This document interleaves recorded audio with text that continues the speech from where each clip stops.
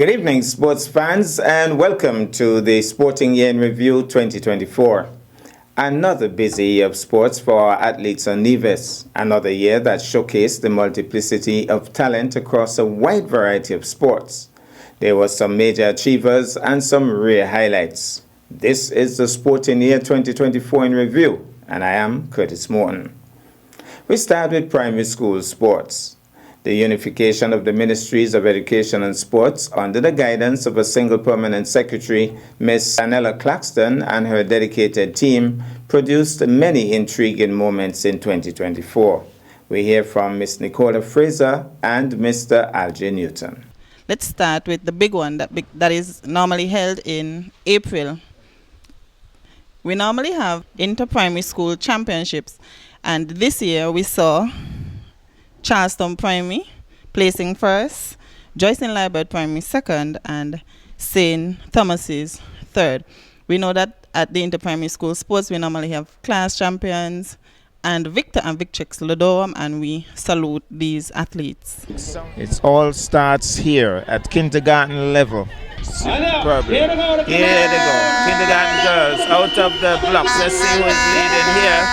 We're not too sure as yet. Looks as if Charlestown Primary is pulling away. Charlestown Primary has a bit of a lead here. Charlestown Primary tugs away. And then it looks as if it's St. Thomas's and Ivor Walters. Charlestown Primary, another goal. Oh, they're defending superbly here, the defending champions. They're off and running. Let's see who is taking the lead in this one. 100 meters, kindergarten boys. Well, keep your eyes on Baby Blue. Keep your eyes on St. Thomas's. Keep your eyes on Joycelyn Liebert Primary. Looks like St. Thomas's, Joycelyn Liebert Primary, Ivor Walters. They're out of the blocks, clean start. Let's see who's taking this one. Let's see who's taking a bit of a lead. Looks like on the outside. There's somebody on the outside, storming away. But then, my goodness, Nevis Academy, out of dark left field, really. She just stormed home to take goal. Let's see who is taking the lead in this one. Well, it looks like Charlestown Primary. Charlestown Primary, no, St. Thomas's. St. Thomas's takes the lead. Charlestown trying to come back, but St. Thomas's takes it. And I think that Ivor Walters sneaked in third. I'm gonna take this one. My goodness, look at St. James's. Look at St. James's. Is that St. James's? That's Douglas. Well, making sure that all the hands are behind the line. And clean start this time. Let's see who is taking this one. Well, it looks as if Charlestown is storming away. He has done well all afternoon. He's doing well again. Charlestown. Then it looks like Ivor Walters, then St. Thomas's and their friends. Out of the blocks, clean start. Let's see who is taking this one. It looks like Joycelyn Liebert Primary with a definite lead here. Joycelyn Liebert Primary chased out by Charles well, I think that was Nevis Academy. Nevis Academy gave it a really good fight there. The feedback will continue, but on the track, it's going to be fast and furious. They're out of the blocks. Let's see who's going to take this one. Well, it looks like Joycelyn Liebert Primary pulling away, but being challenged now by Charlestown Primary, and St. Thomas says it's a tight one. Well, I don't know who it's going to take. That's going to take the photo finish. So, athletes on the starters orders, they're out of the blocks. It's a clean start. Grade 4 girls it is. Let's see who is coming through here. Let's see who's taking this one. Well, it's close. Baby Blue is making a way, but look at that looks like St. Thomas's. In this one, but he has been rushed by an athlete from St. Thomas's all afternoon. So I think it's going to be very interesting as well as fireworks go off at the back. Must be Charlestown Primary celebrating early Well, here goes a clean start. Who is going to take this one? Where are the leaders? Well, looks as if it's going to be. Well, Kelvin Blyberg wasn't in this one. So I think Kelvin is in grade 5. It's going to be another exciting one. These 100-meter events are very close. Remember, it's the best from all of the schools, the best of the best, coming up against each other. And let's see. Couple of umbrellas out again. Here goes, clean start. Who's going to take this one? Grade 5 girls. Somebody is storming away. It looks like Joycelyn Liebert Primary. Joycelyn Liebert Primary takes hold. Then Lagi. Then Charlestown Primary. The rain doesn't. Are they going to stop them? They're going to move. They're off. They're going to run in the rain. They're going to run in the rain. They're running in the rain.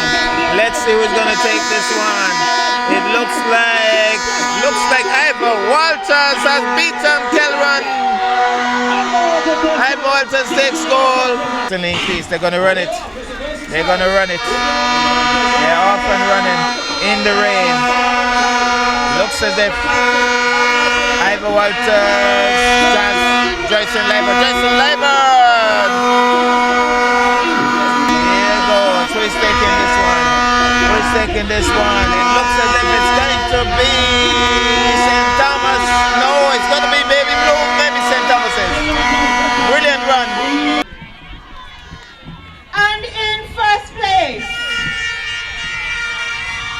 I hear the shouts in the stands with 13 bronze medals, 13 silver medals, and 18 gold medals. The Charlestown Primary School Tigers!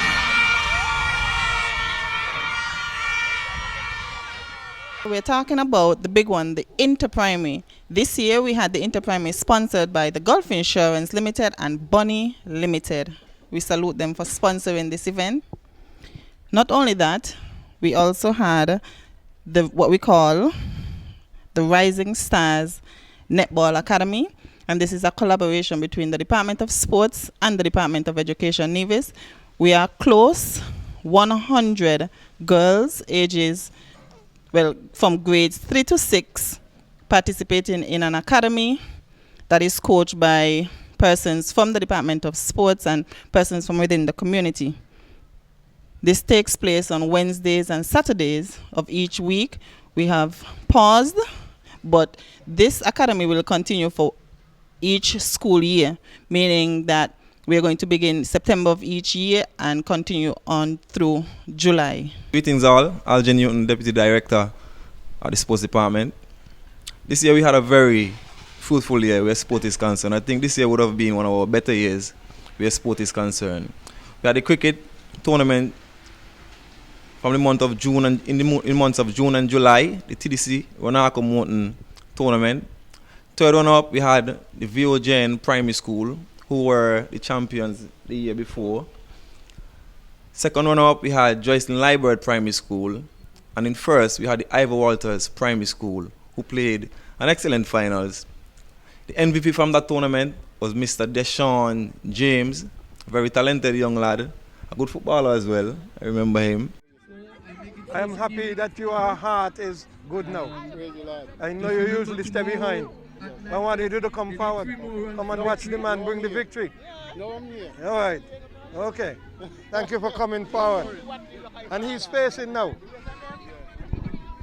He's facing young Billy Cornelius. I call him the local Gordon Greenwich. Yeah, that's what they've been doing. Here comes the left armer, and he drives and misses. Yeah. But hitting for the Ivor Walters Primary School, they did upset the defending champs, and they brought that momentum here, bowled rather tightly, and here they are batting, taking their team to victory. The two openers here easily plays Lawrence into the offside, and they run a single, so they're looking for it. It's 50. Will Cornelius be able to bring home the bacon for his team? They have not lost a wicket. They have not lost a wicket. So, let's see what his approach will be. Leans on his back. Got the long handle out. And he pulls it into the onside. Hustles one. And is it victory? Is it victory? Is it victory? They're not sure, but I believe it needed an extra run.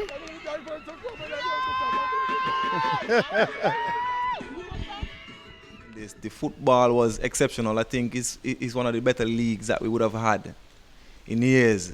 We opted to go with a single round robin format and shy away from the group staging because we got more times. We changed the game time, we moved it a little further up in the afternoon, and the community really came out and gave us the support, and we are grateful for that.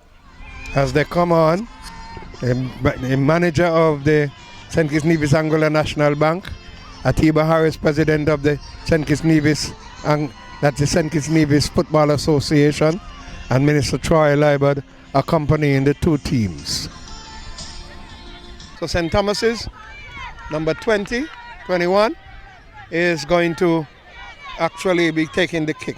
Number 14, number 12 for St. Thomas's has been the outstanding player for the season, Sydney. He has his foot banded like number 8 for St. Libert, but let's see what will happen today. Here he is. Pushing forward is a little man. They call him the local Messi. Gingerland's crowd is here, just like Iber Walters. And number 16 trying to get it across. Throwing himself down there is number 21, number 20, number 22. Number 8 is trying to get around him. Number 8 stays with him. Number 8 wins the ball. He is an athlete, pushes it through. Number 4 for St. Thomas is defending, pushing it out, and it's going to be a throw-in to Joycelyn Libert Primary. If you're just joining us here, this is the big one. Yeah, Joycelyn Libert Primary throwing in. Send the defender thereby. The St. Thomas's is going to be a throw-in again. The Joycelyn Libert putting on the pressure very early. And yeah, nice takedown there by the defender, sending it out. And the goalkeeper collects beautifully. He sends out a hard ball. And they almost is in. The bounce ball usually gives the goalkeepers trouble. The big back of number 22 got himself in between. The goalkeeper just touched it and he tapped it in. So St. Thomas's, against the run-up play, has scored. I think when they have such kicks, they should try and get an extra man up there. Let's see if they will make this good. Yeah, he's kicked in it and comes off of the big man there. Did not control it well at all. And it's going to be a throw into St. Thomas's. Yeah, gets it around number 5. Here he is. Number 16 comes forward and it in. And here is number 8 trying to get it forward. He too moves from here. Here is Isles trying to get it through. Number 22. Number 22. He's not the best of players, but when he gets the foot on the ball, he will try and put it home. But they put him up there to stay right up. He's not as agile as the other players though. It is.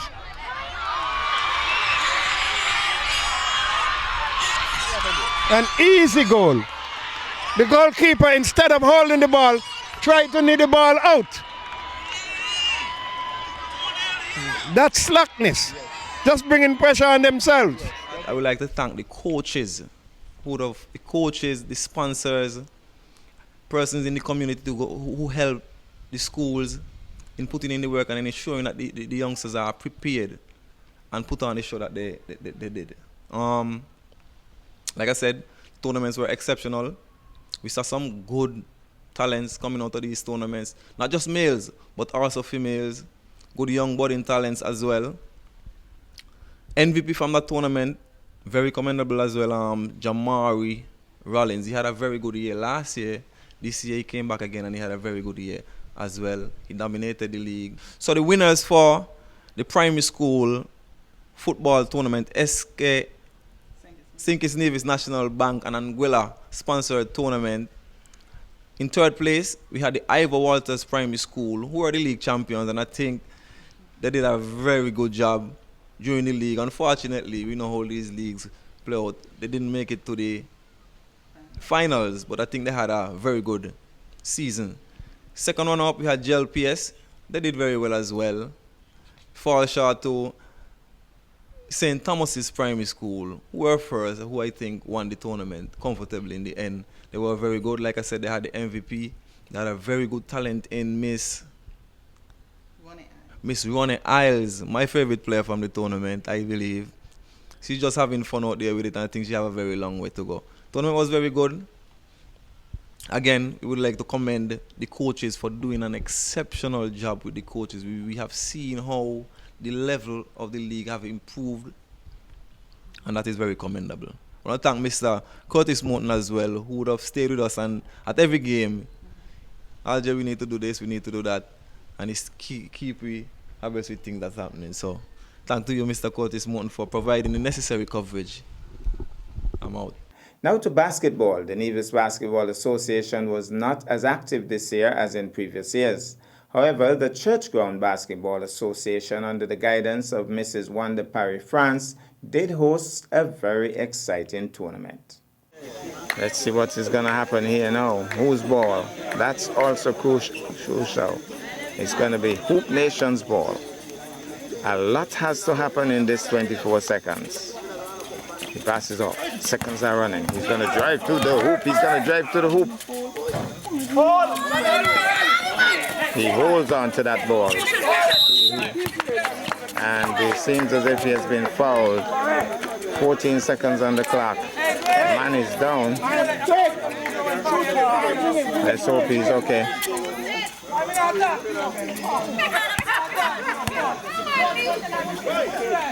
He's hopping. He's coming out.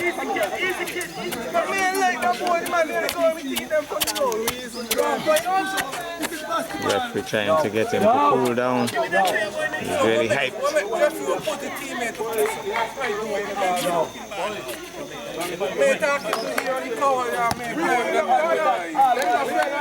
So goes to the free throw line. 14 seconds on the clock. 14 seconds on the clock.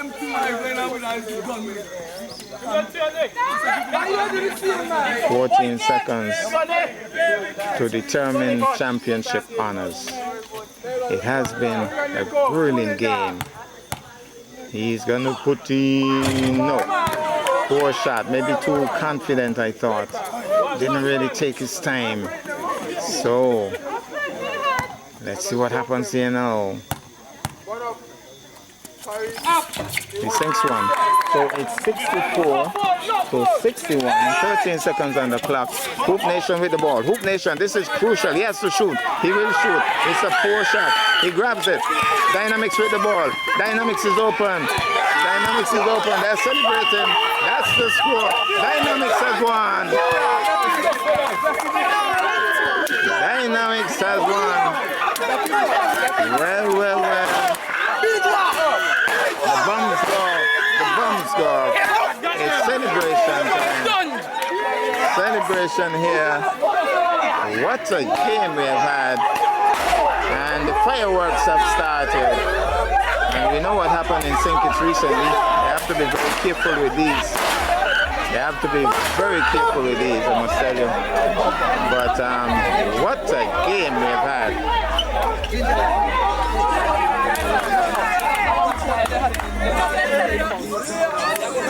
Serious game this. Hold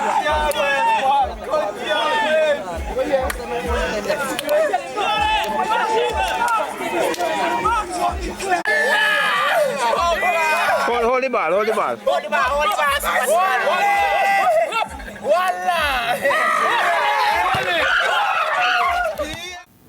Now to bodybuilding. Tony Nisbet had great success in 2024 and continues to wave the bodybuilding flag on Nevis.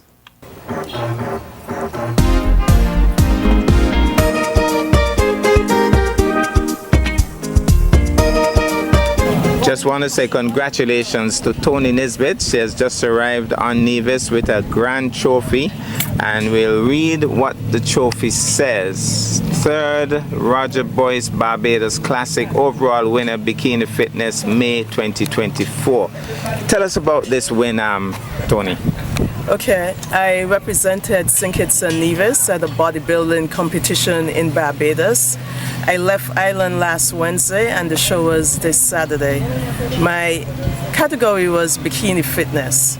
And I was up against 15 young ladies from various countries such as Barbados, Jamaica, me, St. Kitts and Nevis, Italy, and numerous various countries. And I'm so happy and proud to say that I won my class, which was Bikini Fitness up to 164 centimeters. I won that. And they also have the tall class. My class had 7 ladies and I won. The tall class, which is over 164 centimeters, had 8 ladies. And the winner from that category was Barbados. Then they had an overall, Barbados and St. Kitts Nevis, and I became the overall winner of the Bikini Fitness and was awarded the IFBB Pro card. So I'm a pro bodybuilder now. So this is a huge accomplishment, and I think I'm the first IFBB pro athlete Bikini Fitness in the federation. What's the significance of this pro card? So as an amateur, when you win, you usually get trophies. So as an amateur, you want to reach in the pro league, because once you're in the pro league, you get money, big money. Okay, and it's a huge accomplishment. So now I'm no longer amateur, I'm a pro. I just have to apply for it, and now I'll be with the big ladies in the pro league. They invited me to, once you became pro in the morning show, you get invited to the pro show in the evening, which I did. So I participated for the experience because my hair and my tan and makeup was already on, and it was a wonderful experience with over almost 20 bikini athletes, with world champions from Russia, Antigua, all the big leads. I was right on stage next to them. So where do we go from here? So where we go from here, I'm going to rest because I've been on prep. We call it prep when you're preparing for a bodybuilding competition since January. So since January, I've been on a very strict diet, exercises 7 days a week, even Sundays and Saturdays. So now I'm going to rest, give the body a little rest, and then I'm going to apply for my pro card and then check to see if there are any pro shows in the year. If there are any later in the year, I'll think about doing. If not, I'll prepare for next year. But I'm super excited because it's been my goal. I started in 2019. My first show was in Anguilla. First time competing and I placed 3. I'm always in the top 3. So now I take the overall and now I have the pro card. Well, again, congratulations. And we look forward to many more victories in the future. Thank you. And I hope I can inspire a lot more young ladies to get into bodybuilding, and also guys, because Nevis, we don't have a team. It's always myself going now, so we like to encourage persons. It's a healthy lifestyle. You exercise, you eat healthy, and you network a lot. You meet a lot of people around. I love communicating and networking with the athletes. So I'm happy to be home. I'm very proud of myself. And I'm proud of you. Thank you. Now to cricket. The Nevis Cricket Association had another busy year under the leadership of President Carlisle Powell. One of the highlights for this year was the return of the Berridge Howell One-Day Tournament. Cameron Pennyfeather it is. From the pavilion and bowls to Armadon, punches it into the offside, finds the man at short extra, can't score. Pennyfeather it is. Races in now to bowl to Armadon, slash and a miss. Oh, he's snicked it. Armadon reluctant to move, but he had a slash at that. It must have taken a very faint edge, and it's well caught at the wicket. So Nevis loses their first wicket without a run on the board. Armadon playing a rash shot on that occasion and caught at the wicket. The St. Kitts fielders and the team in general ecstatic. St. Kitts 185 looking to get 186. Have already lost their first wicket within the first over. The batsman was caught behind. Armadon.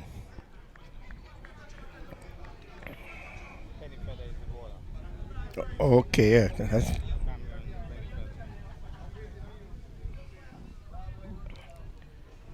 number 21 on his back, Penny Feather. Did a little batting. Started to try to get the score turnover, but he got out. And goes from the pavilion and into the water. Slapped beautifully into the offside. Brings the man from down at that deep third man area of the boundary. So the first run for Nevis, it's 1-for-1 in over number 1. Penny Feather, he'll be bowling to, I think that. So 2 lefties. That's he goes away from the pavilion and passes on. Yes, he goes right through. Shoulders, arms, that's Manners. It's a wide. It worked in his favor. Not following it. But young Penny Feather runs away. Passes umpire Eustace Johnson. Delivers now. And again, shouldering arms is Manners. I think he's going to have to ensure that he makes up for those balls going where? That ball's on mid-off, wide-ish, mid-on, deep mid-wicket, and a man down on the long leg boundary. He drives it beautifully. It's an absolute 4. It speeds away. Earlier the field was giving some trouble with respect to sluggishness. The sun has dried it out a bit, but an excellent shot from young Manners. Score goes on to 6-1 in over number 1.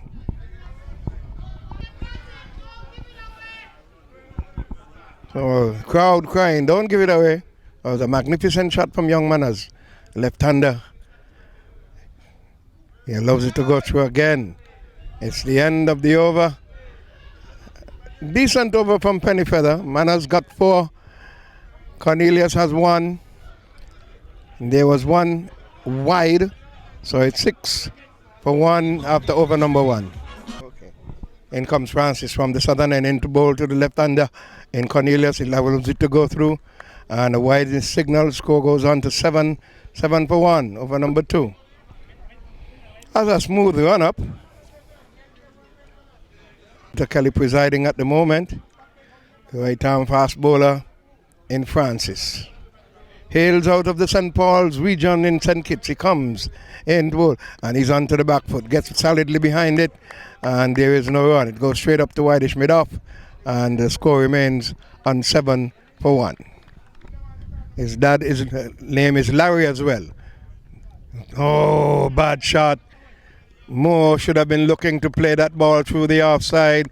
Came through short at a good bounce. He tried to play it into the vacant area. There are just 3 fielders on the leg side. So perhaps he's looking for that vacant position of all. Here comes Francis. Nice smooth run. Delivers now. Then this is driven by Cornelius into the offside. And there is no run. Score remains on 7-for-1 in over number 2. We hear from President Powell with some of the high points for this year. It was probably our lightest schedule for the years since I've returned to the presidency of the Nevis Cricket Association, because our cricket was interrupted by various tournaments and training squads which Nevis hosted. For example, we hosted the women's training camp for the Leewards, and we also facilitated some practice games against the Windwards. And I should back up and compliment and congratulate the Windwards for accepting the invitation from the Leewards to do their final warm-up preps in Nevis. And that afforded us and allowed us the opportunity to have inspections done. And we had 2 inspections done at the E.T. Willett Park during the course of this year. One was done by the West Indies Cricket Association, and Miles Bascom came to Nevis alongside Enoch Lewis and myself and Curleen Liebert and Charlene Martin from the Nevis Cricket Association to do an inspection. I have 2 very important gentlemen here with me. We are here at the E.T. Willett Park. On my left is Mr. Enoch Lewis. Of course, you would have seen him. Those of you who are a little older would have seen him, one of the prettiest batsmen that the Leewards has ever produced. And then Mr. Bascom, well, he claims to fame in terms of T20. I'm not too sure about that, but I accept whatever he says. But gentlemen, it's nice to see you guys here at the ETW. Probably you can start by telling us what's the purpose of this very important visit. Yes, well, we we are still doing some franchise visits, and as you know, the Leeward Islands Hurricane franchise is based in St. Kitts, and we took the opportunity to come and look at this facility. We have quite a few first-class games and regional tournaments, and we are in need of facilities to host these events, given that quite substantial work has to be done on many of the major facilities in the lead up to the World Cup. So we were happy to take up this invitation to come and look at this facility, a very historic facility that has produced quite a lot of international players. And from what we're seeing here, certainly, it's of the standard that we can definitely, host some games here in our upcoming tournaments. And the visit today, your opinion of the E.T. Willett Park, then Grove Park, as you know it. Yes, there's playing cricket here. You can play cricket here. The facility has always hosted cricket, and the idea is to kind of get it back into what it used to do. It was one of the premier host venue for first-class cricket for an extended period of time. And without it, the Leeward Island as a host is not what it used to be. So we're trying to talk to the government and to the local association, who we know are definitely on board in terms of getting the development takes place. And we're hopeful that this becomes a starting point for the hosting of some West Indies games, and with some development over time that we can actually continue to host games, not only regionally, but we may at one point in time, once we get it to that standard, be able to host an international game. Well, gentlemen, I like the sound of it, and I want to thank you guys for coming. And this visit is very significant, and we look forward to many things happening because of this visit. Thank you, guys. Pleasure. But on my right is Carl Powell, President of the Nevis Cricket Association. On my left is Jamir Claxton. He's the Director of Sports here in Nevis. Jamir, as representing the Nevis Island Administration as Director of Sports, based on what Carl just said, you helped to get the preparations done for this visit. Your thoughts, even as the gentlemen are leaving? Well, first of all, happy for the visit. It was much needed. The feedback has been very positive, so we know there's a lot of potential for Nevis to host games. We know there are some requirements, minimum requirements, that we have to work towards, and we are well on our way in terms of that. Thanks to Mr. Powell for providing us with the necessary information for us to take each thing step by step, but eventually getting them done so that we can have first-class cricket in Nevis. So we're excited. The government is committed to doing whatever it takes to bring these games here to Nevis. And the second was by Ridley Jacobs in company with an official from the Cricket West Indies as well. And that allowed us again to be informed as to what has to be done to bring Nevis up to the level where we can host first-class matches. The park has not seen any real attention in many years. And we are at the stage now where perhaps we should start with a clean slate. Have the facilities at E.T. Willett Park completely demolished, and start by having proper grounds, doing a couple of stands, making sure that the facilities for media and for players are good. But we look forward and imagine that will come in the near future. In terms of cricket, the 40-over competition in Nevis was won by Brownhill. So T1 Prentice has been introduced into the attack, left arm leg spinner. Bowls it on the back foot is Forbes, pushes it quietly into the outside. Similar field as to what was in the previous over. Andrew Brown lurking there at the short extra cover. Loops it, he's driving, finds the man at mid wicket, knocks it down nicely. That's Manners, who is a very good fielder. He's also lurking there for anything in the air. Left or right of him, he'll be diving away. Forbes settles as he goes short, too short, but he punches it away from Manners, down towards long on. And that looks like Webb coming around and fielding. Can't prevent the single, one more to the total. Some adjustments being made to the field.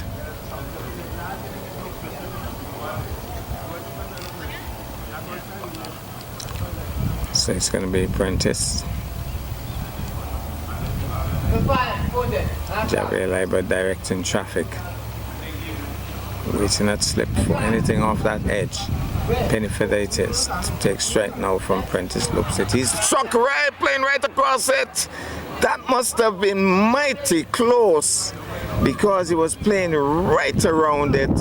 A belated attempt to sweep. He wasn't in a proper position to play that, and I think they're asking the umpire what went wrong, the umps, and umpire Eustace Johnson is responding, but he really played a rash shot on that occasion, and I think he's fortunate still to be there. Eustace Johnson was as unmoved as Mount Nevis.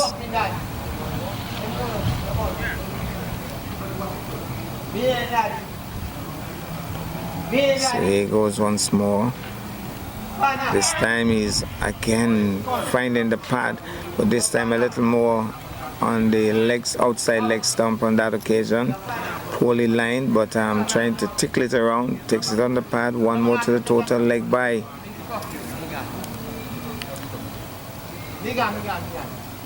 So here goes. It's going to be Prentice.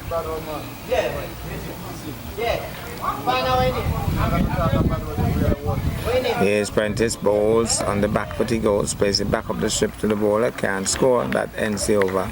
So it's going to be Rakesh from the pavilion end, bowls, he's solidly, quietly forward, plays it back up the strip to the bowler, quietly forward. He goes, moves in once more to bowl flat, quietly forward. It's Penny Feather respecting a good delivery once more. So good start to this over so far from Rakesh. Whippy action, not a lot of turn, but normally very good line and length. Moves in once more, shorter. Again, he's solidly forward. It's Penny Feather. So he has settled on a line, settled on a length. And Penny Feather's not playing anything rash. There's a man at deep mid-wicket, there's a man at long on, there's a man at long off, waiting. Again, he comes solidly forward, Penny Feather. So Upton to be careful here at this point. So it's going to be Rakesh once more. Moving in once more to bowl to Penny Feather on the back foot this time. Punches it into the outside. He was racing down with Shelton Fabs. Had to race back though. Well fielded, and the return came in quickly. Ends the over, good over, maiden. And our 35 over competition was won by Nevisian. That is the main and the only competition that we had for this year. The other competition, the Bank of Nevis 1010, which was scheduled to be completed in December. The first 9 games, or 30% of the fixture, were rained out without a ball being bowled.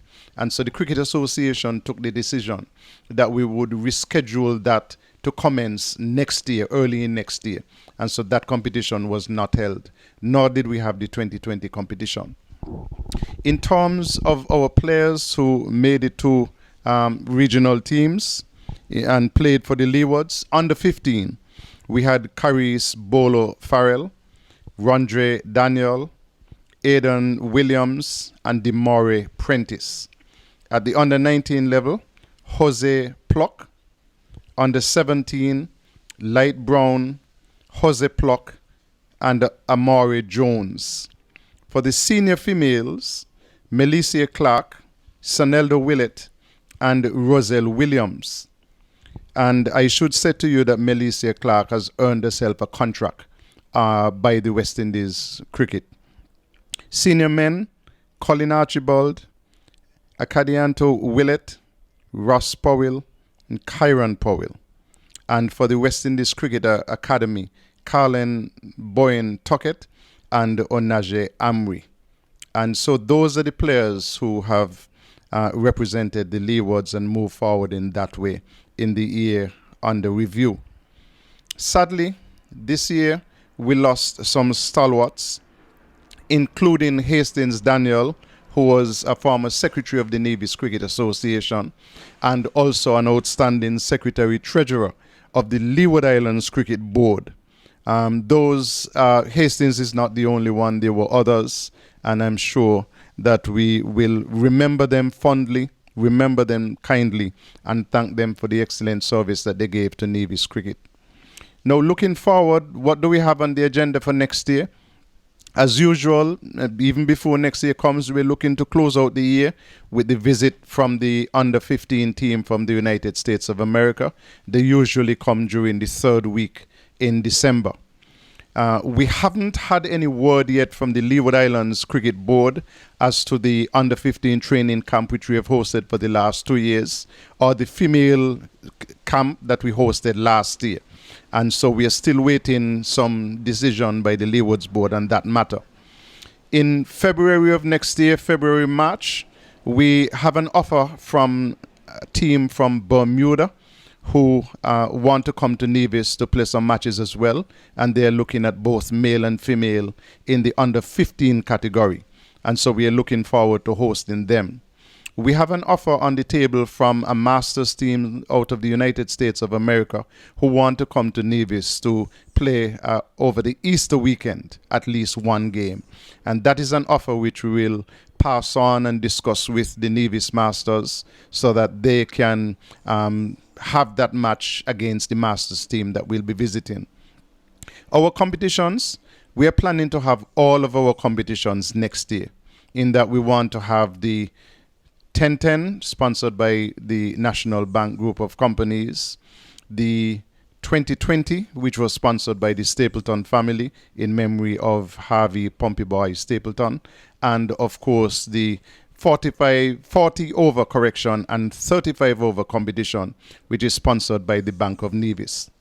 In addition to that, we are anticipating that next year we want to engage our under 15 players on a national level so that we can have them start training for longer matches.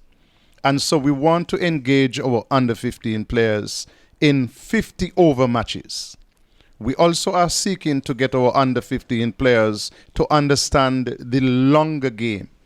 And so we will be discussing having our under 15 players play 2-day matches, so that they can understand what it is, not just to play one day and that's the end of the game, but to come back and play on the second day, which is what they're going to have to do as they get older. And so that is something that we will discuss for next year. We're also looking to play 2-day matches in our own local domestic competition. And it doesn't appear as if we will do this by teams, but what we have discussed and what we will implement is to have the selectors pick squads so that on particular weekends during the domestic fixture, we can say that this, for example, final weekend of the month is dedicated to 2-day cricket. And then we will spend that weekend having teams face off against each other, playing 2-day matches so that they can understand what it is to bat for long periods, longer periods, what it is to bowl for longer periods, and get a more comprehensive understanding of the game. We still continue training. Stuart Williams has adopted the females and they train with the under 15 boys. And so we want to see that continue. But we need to get more ladies involved in the game. We just heard from a release that West Indies will be returning to ladies test cricket. And so this is an opportunity for our young women to earn a living, to get a better understanding of the game, and for them to show their skills. So we're looking forward to those things happening next year. Of course, we're aware that at the present moment, we have only played matches at 3 venues in Nevis, in Brownhill, E.T. Willett Park, and over at VOJN. Those are the venues which are available to us. We're looking to see how we can improve those venues as well. So that because women are playing the games now, we want to ensure that we have at least basic change facilities at the venues so that our female cricketers can be comfortable in terms of not only coming to the game, but being afforded the ability to change in private. So we are looking forward to something like that happening in the future. By the way, Dark Brown has been appointed as Masu for the West Indies male team. Now to netball. The St. Kitts and Nevis Netball Association's highlight for this year was the successful hosting of the International Male Netball Tournament. Matches were played in St. Kitts and Nevis, with the grand finals played right here at the Grelhull Stevens Netball Complex. Jamaica made it a clean sweep by whipping St. Vincent and the Grenadines, but the most exciting match of the tournament was played between Trinidad and Tobago and guest team England. It's only a minute left in this game, and the scores are very tight, so we're going to take in the final minutes of this game. Trinidad and Tobago, man is impacted, he goes down, holding his head. The umpire is going across. We're trying to get the score.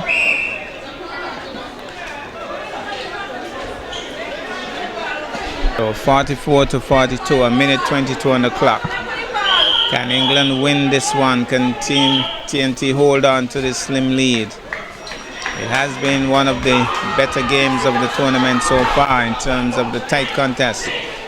So Team England with the ball. Seems as if some members of the Nevisian crowd supporting the English team here. Now, goal shoot with the ball. They're urging him to shoot. Goal attack. Wing attack, that is. Gets it across now to the goal shoot. He doesn't want to take such a long shot.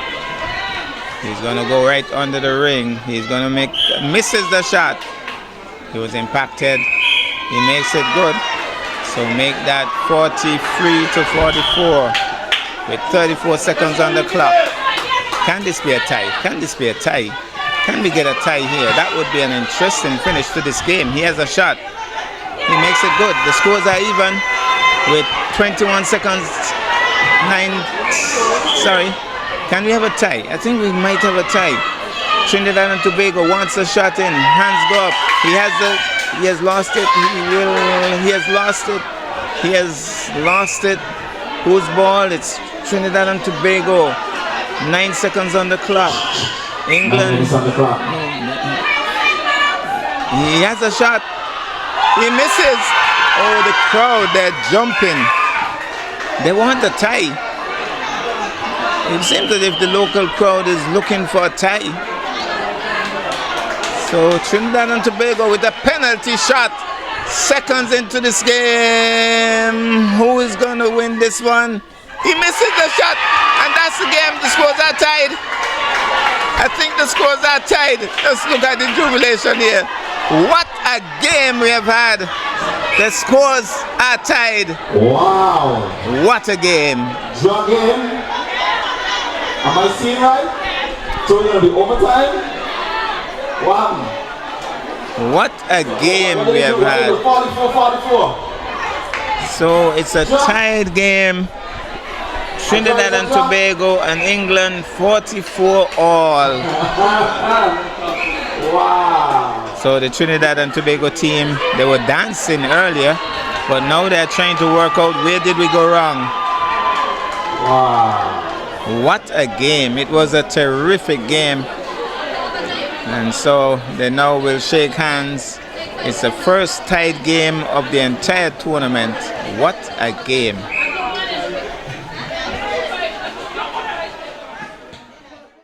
Now to football. There was no local football tournament on Nevis, but teams from Nevis participated in the St. Kitts Nevis Football Association tournaments.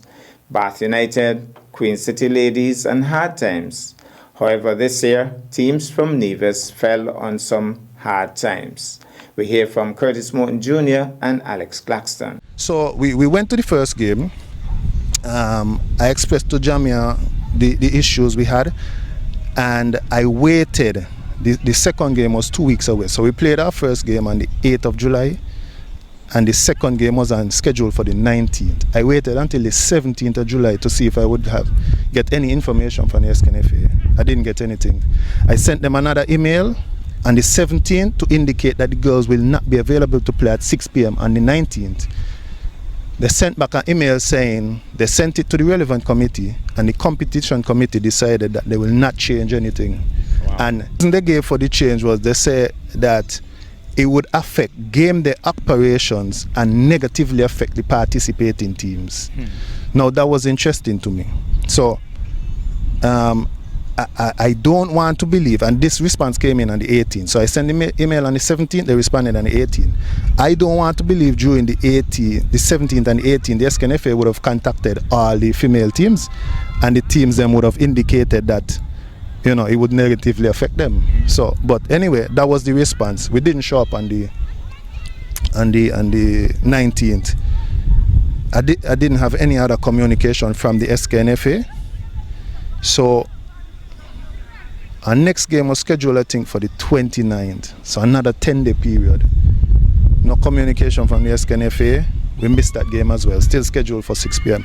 After we missed that game on the 30th, the SKNFA sent an email to say that we missed 2 games, and according to the rules, if we miss a 3rd game without reason, that's what they said in the email, without reason, we would be removed from the fixture. But you would have provided a reason. Exactly. So it's as if we didn't have any communication with them. So they said we would be removed from the fixture and reported to the disciplinary committee. That I find was outrageous. We missed so we missed the 2nd game, they sent that. We missed the 3rd game, they sent another email to say that we are removed from the fixture and we will be reported to the disciplinary committee. Now, interestingly enough, in an email that I sent on, I think it was the 4th of July, prior to the start of the league, I suggested that for the nights that we have single games, Queen City play at 7 p.m. And when they have double header, we play the last game at 8 p.m. So they just had to flip the games. And then remember I told you the response was that it would have negatively affect teams and what. After we were removed from the fixture, a single game was scheduled for the said 7 p.m. Between two St. Kitts teams in St. Kitts. And so I don't know how that did negatively affect anything. And I'm here with the everlasting coach, Alex Claxton. He has been with this team and guiding this team for ages. Now, Alex, tell us some of the successes for the Bath United club this year. First off, we could start with the Premier League. How well did that go for you? Okay, thank you very much, Curtis. With the Premier, I must say that it was a mixture of success. At the same time, a mixture, you still have some disappointment in it. However, based on our goal that we set out, we did not achieve the goal in terms of getting to the Final 4, but we were competitive from day one, from the very first game. And we kept that up. There were times when we were in the Final 4, and then we were out, we were in, we were out. And even up to maybe the last game, or the last couple of games in the Premier League last season, no one was really absolutely sure as to which 4 teams going to be emerging as the Final 4 placements.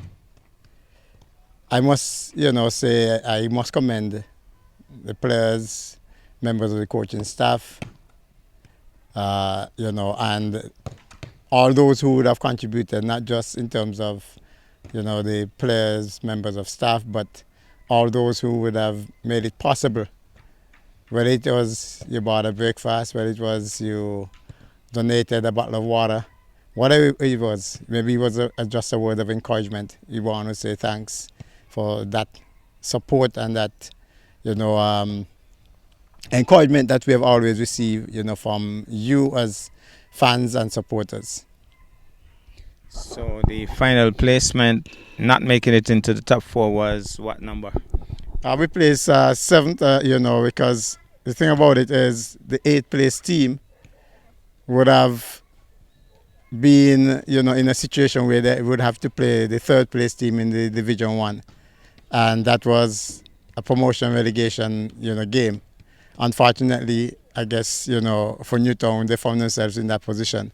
And they are the ones who actually, went down being defeated by Mantab. We placed 7th overall in the competition. Yet at the same time, we were only edged out by Connery in terms of goal difference. But we ended up on the same amount of points.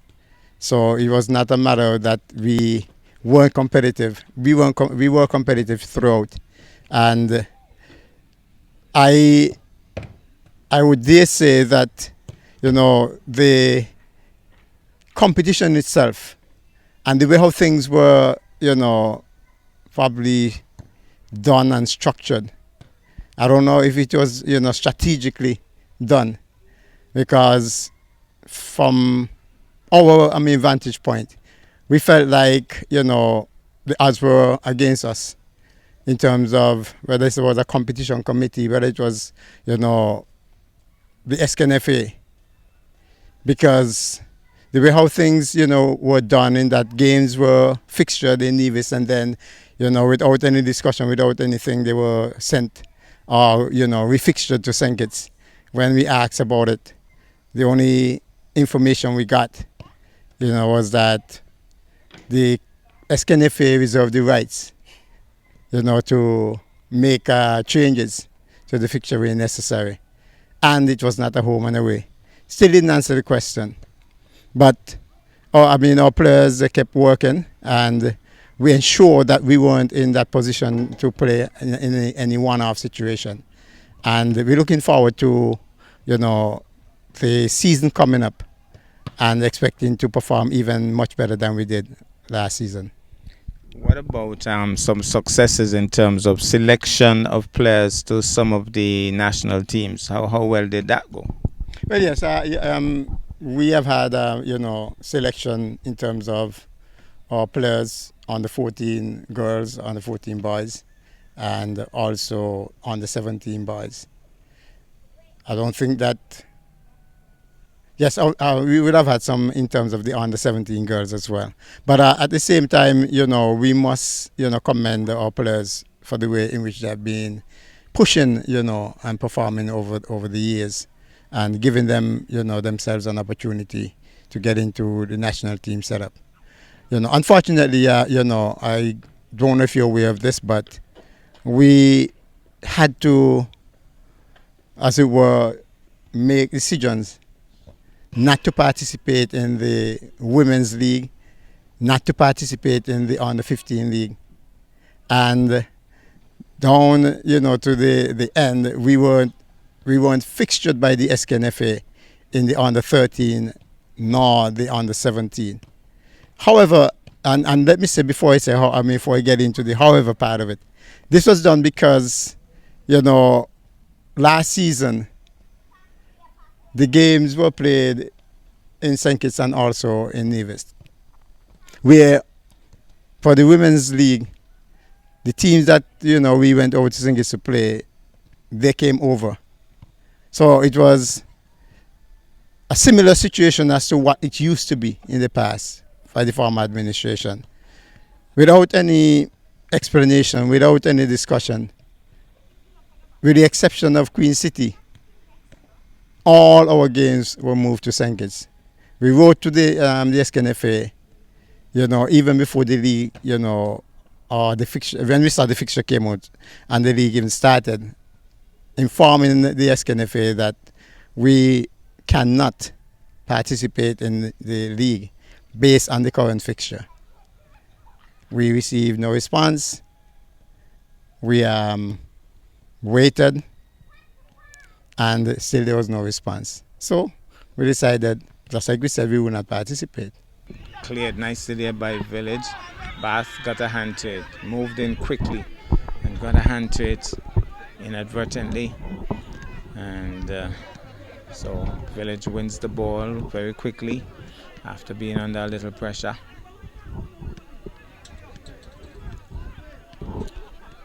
One goal to nil. Village Superstars leading the way for the moment, one of the top teams on St. Kitts.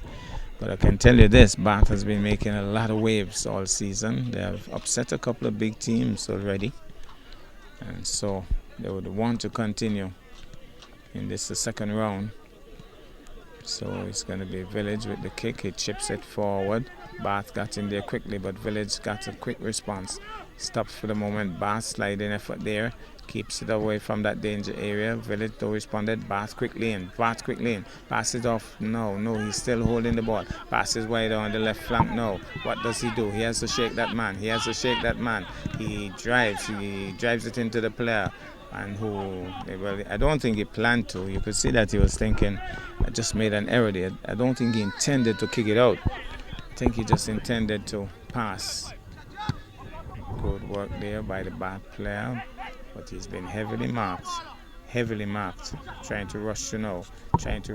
Bath, he falls over. Here's another bad player chipping through. The goalkeeper is gone in. Bath has scored. The goalkeeper got a glove to it. Now to swimming. Swimming continues to make waves as a major sport on the island. The year 2024 was one with many achievements. We hear from Daniel Connor of the Nevis Aquatic and Sailing Center, and then Terry Andrews of Swim to Win. Greetings, I am Danielle Connor with the Nevis Aquatic and Sailing Center. I am with Valerie Gregoire of CARE SKN, along with Amadi Byron Hendrickson, who is the center manager and instructor here at the Nevis Aquatic and Sailing Center. We're here to kind of give you a review of 2024, the different programs and activities that have taken place here at the center and with the different organizations.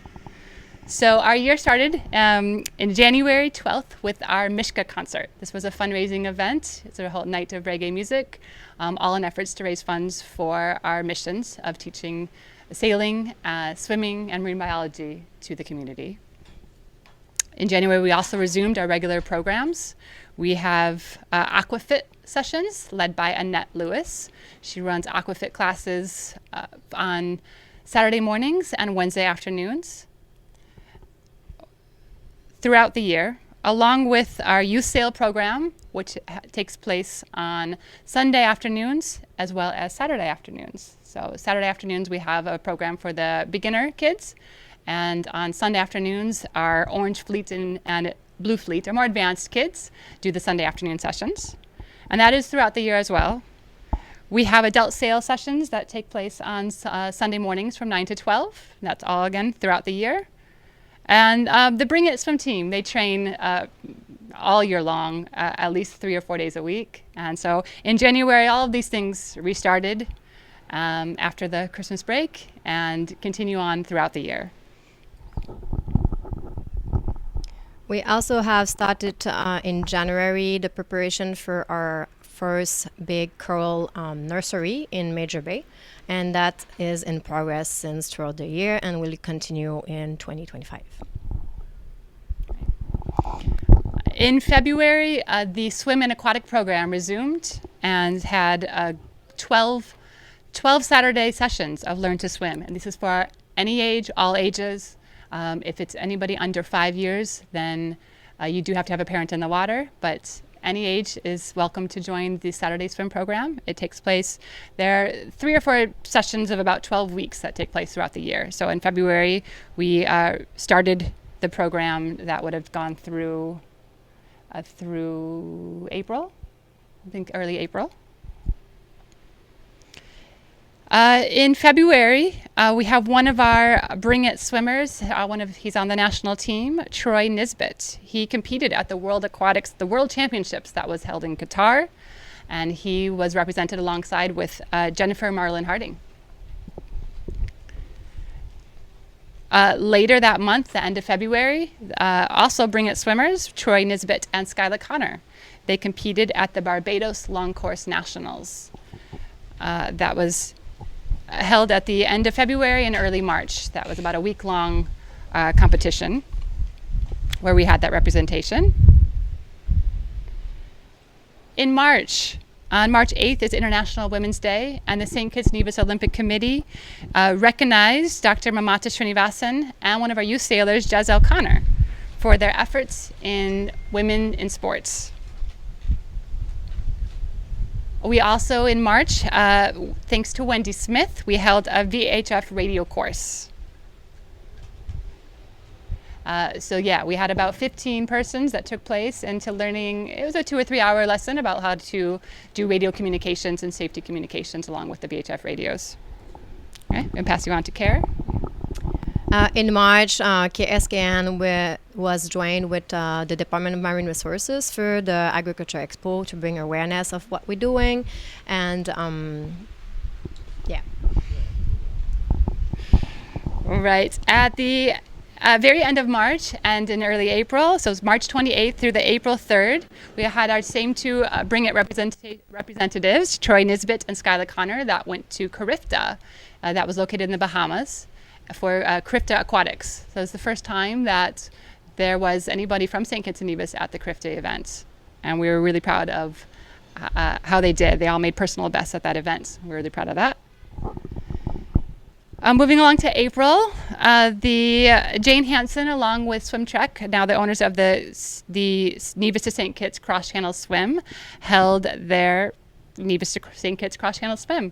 It is held here at the starting point was here at the Nevis Aquatic and Sailing Center, and had just about 200 swimmers that swam from Nevis here at Awali Beach over to Reggae Beach.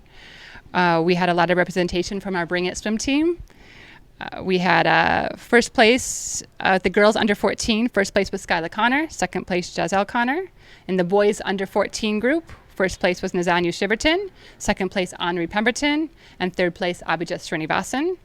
In the boys 14 to 19 age category, in second place was Anwa Pemberton, third place Dylan Thuron, and fourth place Aiden Liebert. And an honorable mention also to Hirishikesh Srinivasan, who did really well at the event as well.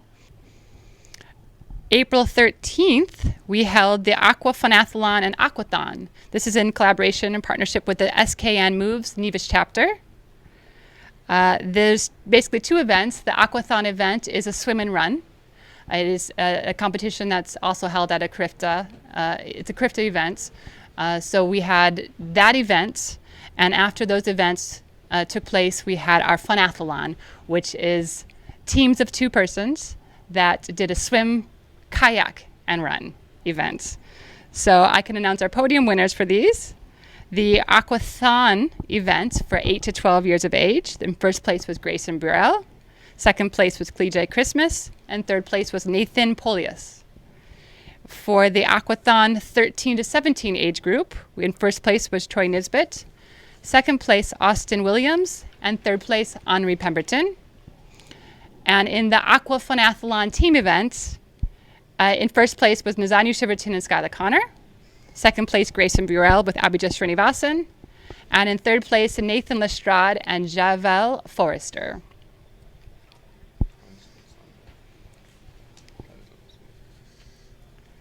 Okay, next up in April, we had our Easter Aquatic Camp, the 15th to the 19th. This is a camp where we had about 30 children that rotate between different learning lessons. Between swimming, they learned how to swim, they learned how to sail, and KSKN joined us.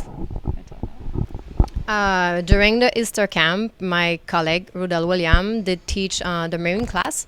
So for all the different age group, he changed a bit the class to be more accurate with the age group. And so they did different projects along the week, and they were really engaged. That was really a fun week. Nice. And May 5th, the Blue Marlin Swimming Academy over in St. Kitts, they held a Swim Fest event. And Bring It team came over to that, and it came home with the overall Best Club trophy. We had all our swimmers did very well. Again, most of them achieving all their personal bests, and it was a great day of swimming competition. May 11th through June 29th was our Saturday Learn to Swim program. So this was the next series of our Swim and Aquatic program. And again, that resumed on May 11th.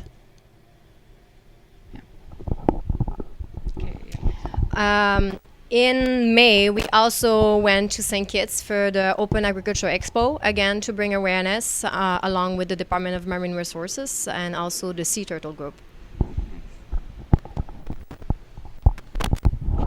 On May 19th, we had the Booby Island Regatta, which is a race around Booby Island, 2 laps. We had a total of 10 boats competing.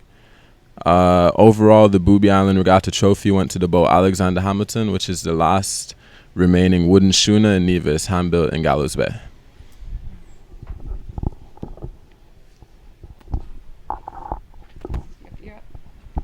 Are you in June? Okay, for June, KSKN held a class called Reef Check Certification. That is a worldwide certification to take data on the reef.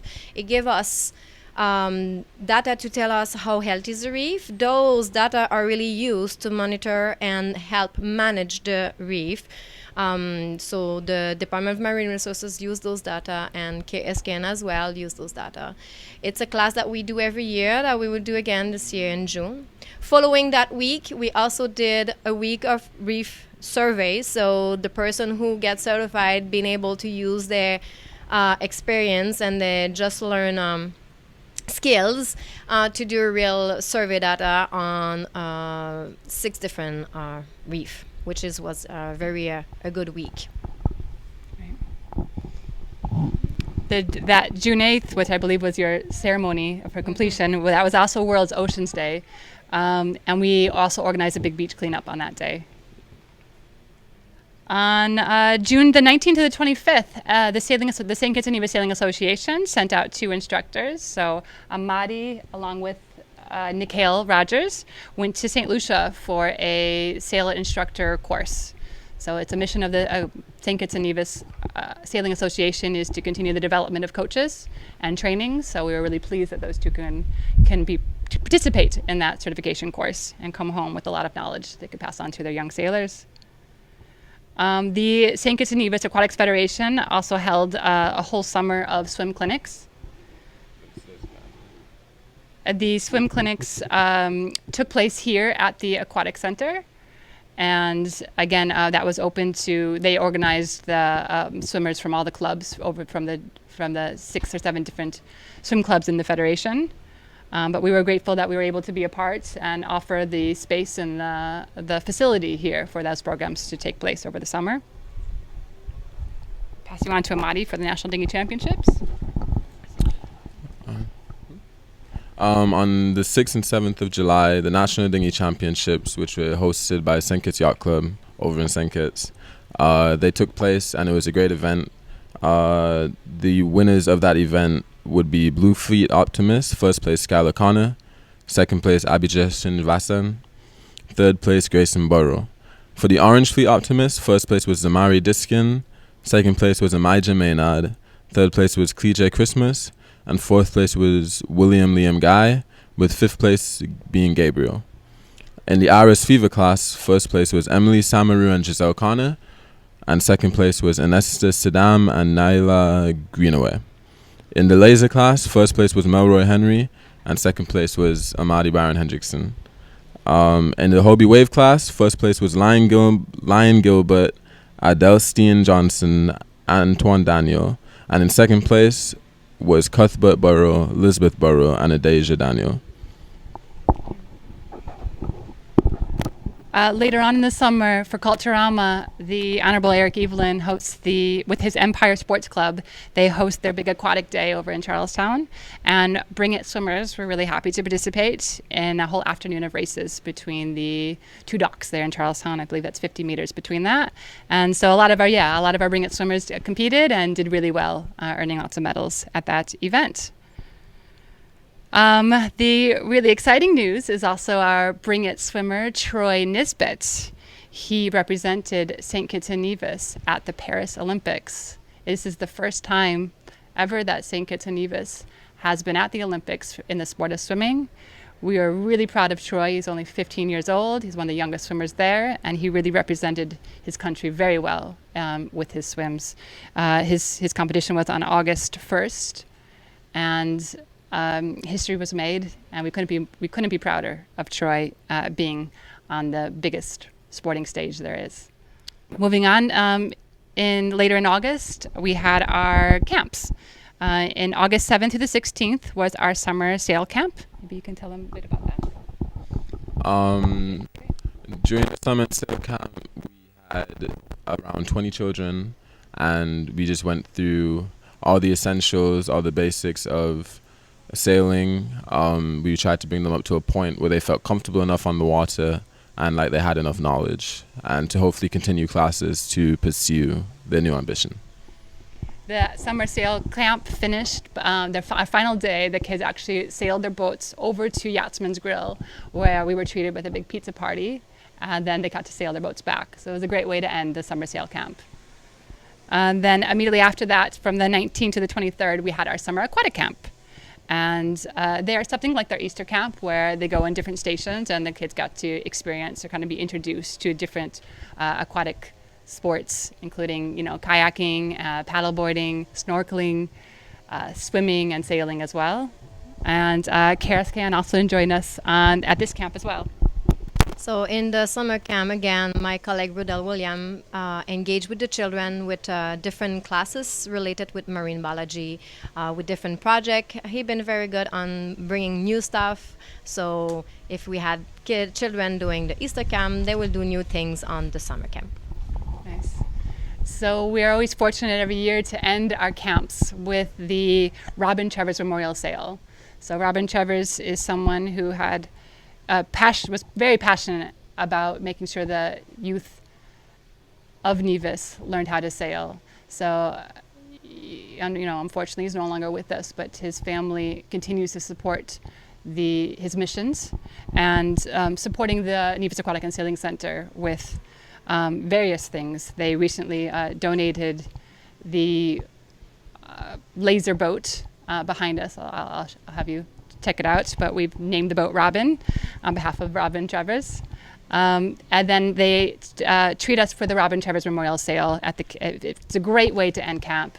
The kids get to go out on a catamaran, spend 3 hours sailing, snorkeling, swimming, all the things that they learn in the camps get wrapped up into one big day. Identify the fish and the sea life that they see that they've learned about throughout the week as well. So that's a great way to end our camps. In September, we're really excited to get Amadi Byron Hendrickson officially on board as our new manager. So he is here now throughout the week. He teaches inside our programs, our swimming programs and our sailing programs, but he also has a center open for anybody that wants to come in and rent boats, kayaks, and just help maintain the facility here. So please, if you ever have any questions, feel free to reach out to Amadi. He's here to assist you. But yeah, now, if anybody ever wants to try a sailing lesson or take out a kayak for a little while, we're happy to be able to provide that service. In September, we also started the next series of our Saturday Learn to Swim program. So this has taken us through the end of November. And that's, the same Learn to Swim program every Saturday mornings at 10 o'clock to 11:30. We also were really happy to offer a new class in September, and we now have a beach Tai Chi class. So this is every Tuesday morning at 9 a.m., where it's an hour lesson, meditative and learning how to do the skills, breathing, footwork, all of Tai Chi. So it's a great class. We're really grateful that we can have it here. And that's, again, held every Tuesday. So please reach out for more information if you ever want to be a part of that. In September, we also had our coastal cleanup. So that's organized with the Nevis Historical and Conservation Society. And we had all of our swimmers and sailors, they all came out, and we did another big beach cleanup that day in support of the initiative. That same weekend, actually, the 21st and 22nd, the St. Kitts Nevis Sailing Association held a sail clinic. So that was held here at the center. It included sailors from both St. Kitts and from Nevis. An instructor from St. Martin's Yacht Club, Sam Peaks, came for the weekend to run this program. And it was designed specifically for the sailors that are interested in being more competitive, and specifically to 2 regional events that were taking place in over the next 2 months. So to get them a little bit more preparation and geared up for that. September 27th and 28th, Bring It swimmer Skyla Connor went to Barbados to compete in the Pirates Swim Club Invitational Swim Meet. And not only there did she achieve personal bests in all of her races, but she also was able to bring home a bronze medal in the 50-meter free event in the girls 11 to 12 category. I'm going to pass you on to Kara for an update on the DMR project. So in October and November, towards beginning of December, KSKN is assisting with Department of Marine Resources to get the officer open water PADI certified, as well as 2 fishers. This along with the other project that they have, so then they get more experience, more skill, so they could go along with their work with more facility by being scuba diver. So we are really pleased that we are able to facilitate that and assist them. They're very also helpful with us with our coral nursery, where they come and help and bring support. So that's a very good collaboration between the Department of Marine Resources and KSKN. Awesome. All right, moving on to in October, we had our Swim Fest. It's our 3rd annual swim competition event. That was October 19th. We had 5 clubs that participated from both St. Kitts and Nevis. We're really excited. It was a great full day of swimming competition. The kids did really well. We're able to see a lot of development in the swimmers. Overall, Bring It won the Best Club Trophy. And for the first time, we actually have MVP awards that were given out. So this were for just specific age categories. There was a female 10 and under category. Okay, on October 19th, the Nevis Aquatics and Sailing Center won its 3rd annual Swim Fest. So this is a whole day of swimming competitions. We had 5 clubs that joined us to participate, and about 100 swimmers between the ages of 5 to 17 years of age joined us, and it was a great day. Kids made a lot of personal bests. It was a great display seeing the different activities they had. We had 50-meter races in breaststyle, freestyle, backstroke, and butterfly. We also had 200-meter races in the freestyle, as well as a 200 IM. So it's an individual medley. So that's the first time we've kind of added that into the competition. So it's great to see the kind of diversity that the kids have between endurance swimming versus sprints, as well as the different strokes that they could do. Overall, Bring It won the Best Club Trophy. We also had MVP awards that went out to specific age categories. So there was a female 10 and under category, and the MVP award went to Denissa Wilkinson of the Swim Right Club. In the male 10 and under, this was won by Clee J. Christmas of the Bring It Swim Team. In the female 11 and over was won by Skylar Connor of the Bring It Swim Team, and the male 11 and over was won by Troy Nisbet of the Bring It Swim Team. So then again, this is just who earned the most points, which would include their individual events and their relay events together to achieve those MVP awards. I'm going to pass you on to Amadi to talk about the next sailing competition. On October 25th to the 27th, we had, I believe, 7 sailors go to the Caribbean Dinghy Championships in St. Martin. Those sailors being me, Amadi Byron Hendrickson, Skylar Connor, Abhijit Srinivasan, and Grayson Burrow, and some first-time competitors in the regional scene who were Melroy Henry, Emily Samaru, and Giselle Connor. Am I forgetting anybody? Is that it? You got the 3 opties? Yeah. Out of 9 countries, we came a total of 5th place. All right. In November 9th, we had the first ever World Aquathon Day. Was first time for St. Kitts and Nevis to be part of it. It's the 12th annual World Aquathon Day, and again, the first time St. Kitts and Nevis took part. This initiative was led by Annette Lewis and the Nevis Aquatics and Sailing Center, and also in partnership with the Department of Gender's Affairs with the Nevis Island Administration. So it was a great morning where persons got to try out Aquafit's classes, as well as go out on kayaks and sailboats. And then, have a morning just getting introduced to different aquatic activities. So moving on to, this is another initiative from the St. Kitts and Nevis Aquatic Federation, but it involves a lot of our Bring It swimmers, and that is the OECS Swimming Championships. So there were 15 swimmers that were chosen to make the St. Kitts and Nevis team, more regional events with larger numbers and doing well in them. So we know that sailing's on the rise, swimming's on the rise. these additional programs, having the center open more often, being able to make it more accessible to the community. So if anybody wants to come in, we've got all sorts of different programs now, with Aquafits, with our Tai Chi classes. So we invite the public to come on in. Amadi's here. Take out a flyer, take our information, info@nevisaquaticandssailingcenter.com. Our website's nevisaquaticandssailingcenter.com as well. And, check it out. Ask any questions. We're here. And yeah, it's been a great year. And we would like to thank a lot of persons who have helped make this year possible. We would like to thank all of our members. A lot of our members, they support us throughout the year, as well as the Nevis Island Department of Sports. We'd like to thank the Robin Trevors family. We'd really like to thank all the persons that helped support us to make this year possible. The Robin Trevors family, all of our members. We really appreciate everybody supporting the center and our missions. Thank you so much. You should give a recap of your recap, how you feel. Yeah, that's me. That's nice of you. Recap for KSKN. So we did a great year with awareness, with again supporting our mission with reef check certification survey that we get done, and also the installation and start of the coral nursery that's still in progress right now.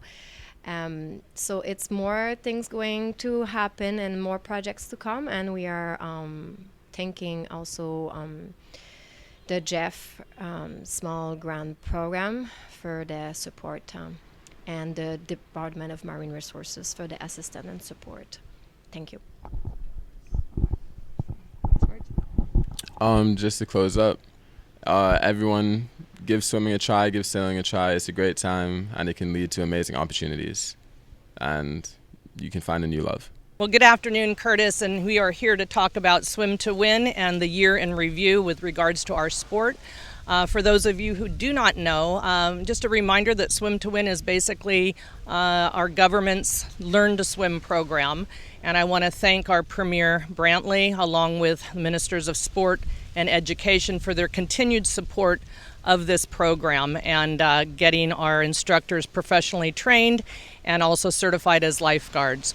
So for the year, we started out with January, February, our Saturday and Sunday lessons. We had our wonderful Easter swim camp, which is sponsored by the Four Seasons Homeowners Association, so I want to thank them. That was where we'll have 60 children who receive free swim instruction for 4 days and down on the beach, have a lot of fun. We then continue throughout the year with May, June, and back in September, October, November with our Saturday, Sunday classes. In the summer, we had our 4th annual Christina Memorial Camp, which is again sponsored by Nevis Island Administration, so we thank them. Again, 60 children received free swim instruction. But most importantly, we also had this year WASH, which is the World Academy of Safety and Health, and this is another part of Premier Brantley's plan to ensure that everyone here in the Federation not only knows how to swim, but also that we increase our water safety. So this year they came down twice, both in July and in October. They came and they did both lifeguard certification along with swift water rescue training. All of our Swim to Win instructors go through the lifeguard training. We have our lifeguards down here at Penny's Beach who have now received their level 1 and level 2 certifications in lifeguard rescue. We have involved with the St. Kitts Coast Guard, the St. Vincent Coast Guard. We had the Four Seasons involved, education, departments of education, youth, sport, fisheries, and we're starting to get the training for the ferry boat operators. So this is great. This year we had over 220 participants involved in the WASH training. So, and we have right here in front of us somebody to verify how great the training is. Do you want to have a couple quick words? Sure. Thank you. Yeah, we receive the level 1 and level 2 training from the WASH safety team, and they train us right here at this location for level 2, which is the advanced training session. Our training go way beyond just lifeguard rescue on the shoreline. We are planning to upgrade with open sea rescue that comes under the STCW 95 2010, and I think it will be upgraded to 2020. That's the new convention, and that involves firefighting, survival and rescue at sea, social responsibility on the beach, on vessels, and first aid training in the advanced level. Thank you. All right, thank you so much. And again, huge kudos to Premier Brantley and his administration for making this a priority here in the Federation. Now, along with that, we also, he has encouraged us to develop competitive swimming, which is also taking off here in the Federation. So for that, I'm going to turn it over to Dexter and Yashima, who take care of our Swim to Win competitive swim team. Yes, hi everybody. My name is Dexter Somersall, and I'm a part of the Swim to Win club, and I am the head coach for our swim team.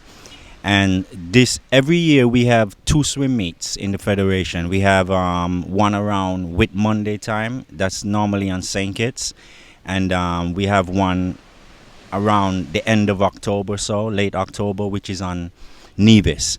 And so we already completed those 2 swim meets. They were successful. We had a good time. Our kids won a lot of medals, and so I'm happy for everybody. Also, there's another couple of meets that we enter every year, like the cross channel.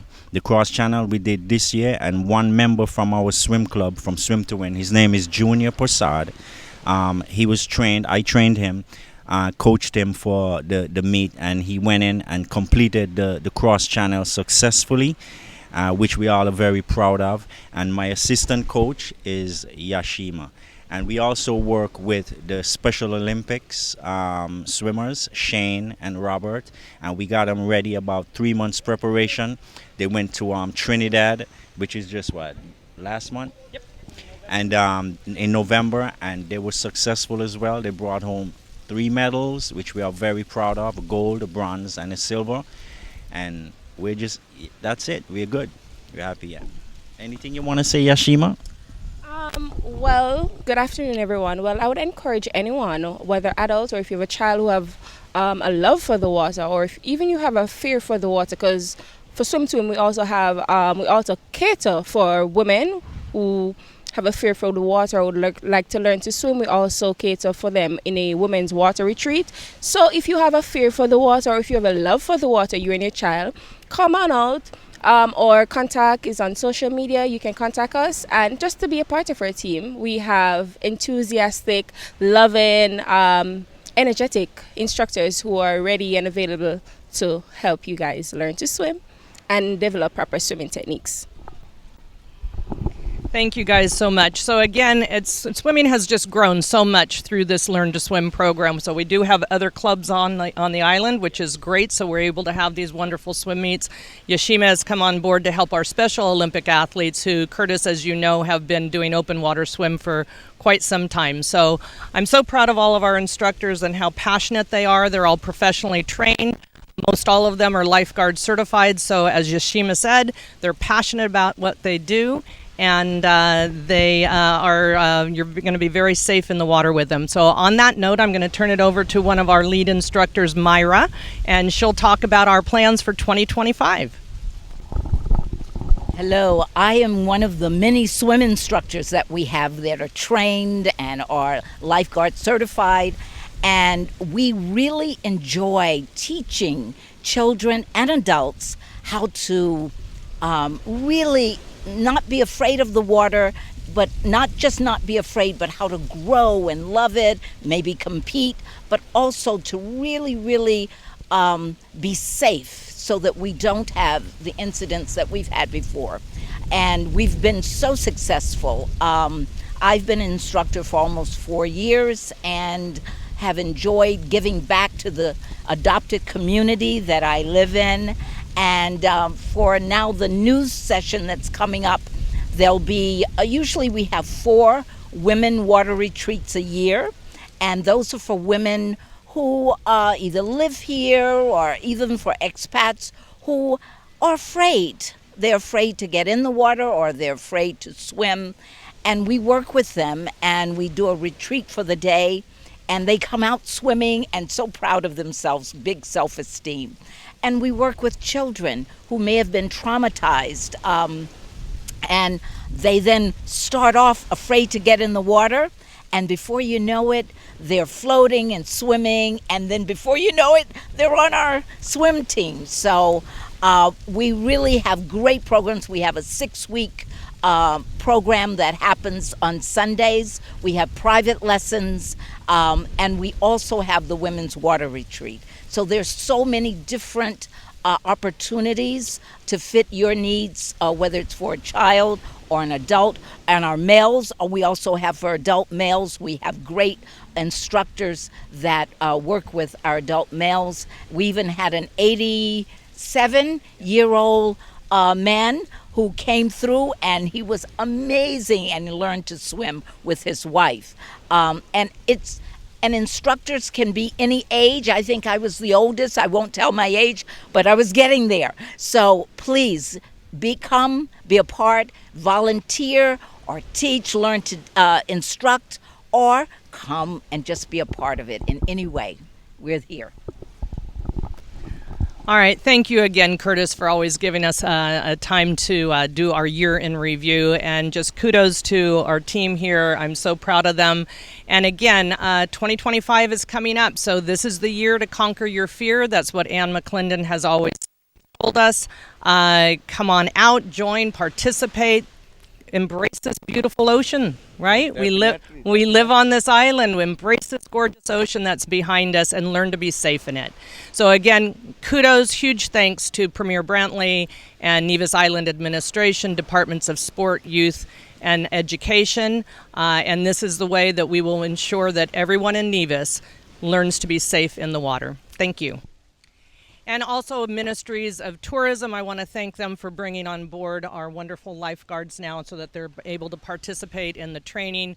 We're also involved with, like I said, disaster management is learning, departments of fire, police, and again, Coast Guard. So again, the mission is to have everyone safe in the water with ferry operators, personnel being properly trained. So the WASH program is a huge program, and we're looking for it to really grow and expand in 2025. And hello and welcome, everybody. We are at our final day of the 2024 Christina Memorial Swim Camp, and we're here to celebrate with our swimmers in the morning session. I just wanted to take a special moment to say this is 4 years or 54 years ago yesterday was the memorial of the sinking of the MV Christina. And it was 5 years ago that we had a conversation and talked about how important it was to teach the children and everyone here in Nevis how to be safe in the water and how to learn how to swim. And it took me a long time to understand how much the sinking of that ferry really affected the psyche here. Other islands, children swim, but here it is a deep-seated fear. It's a fear in the parents and a lot of the women on the island. So because of our wonderful Ministry of Sport, Education, and Youth, they saw this.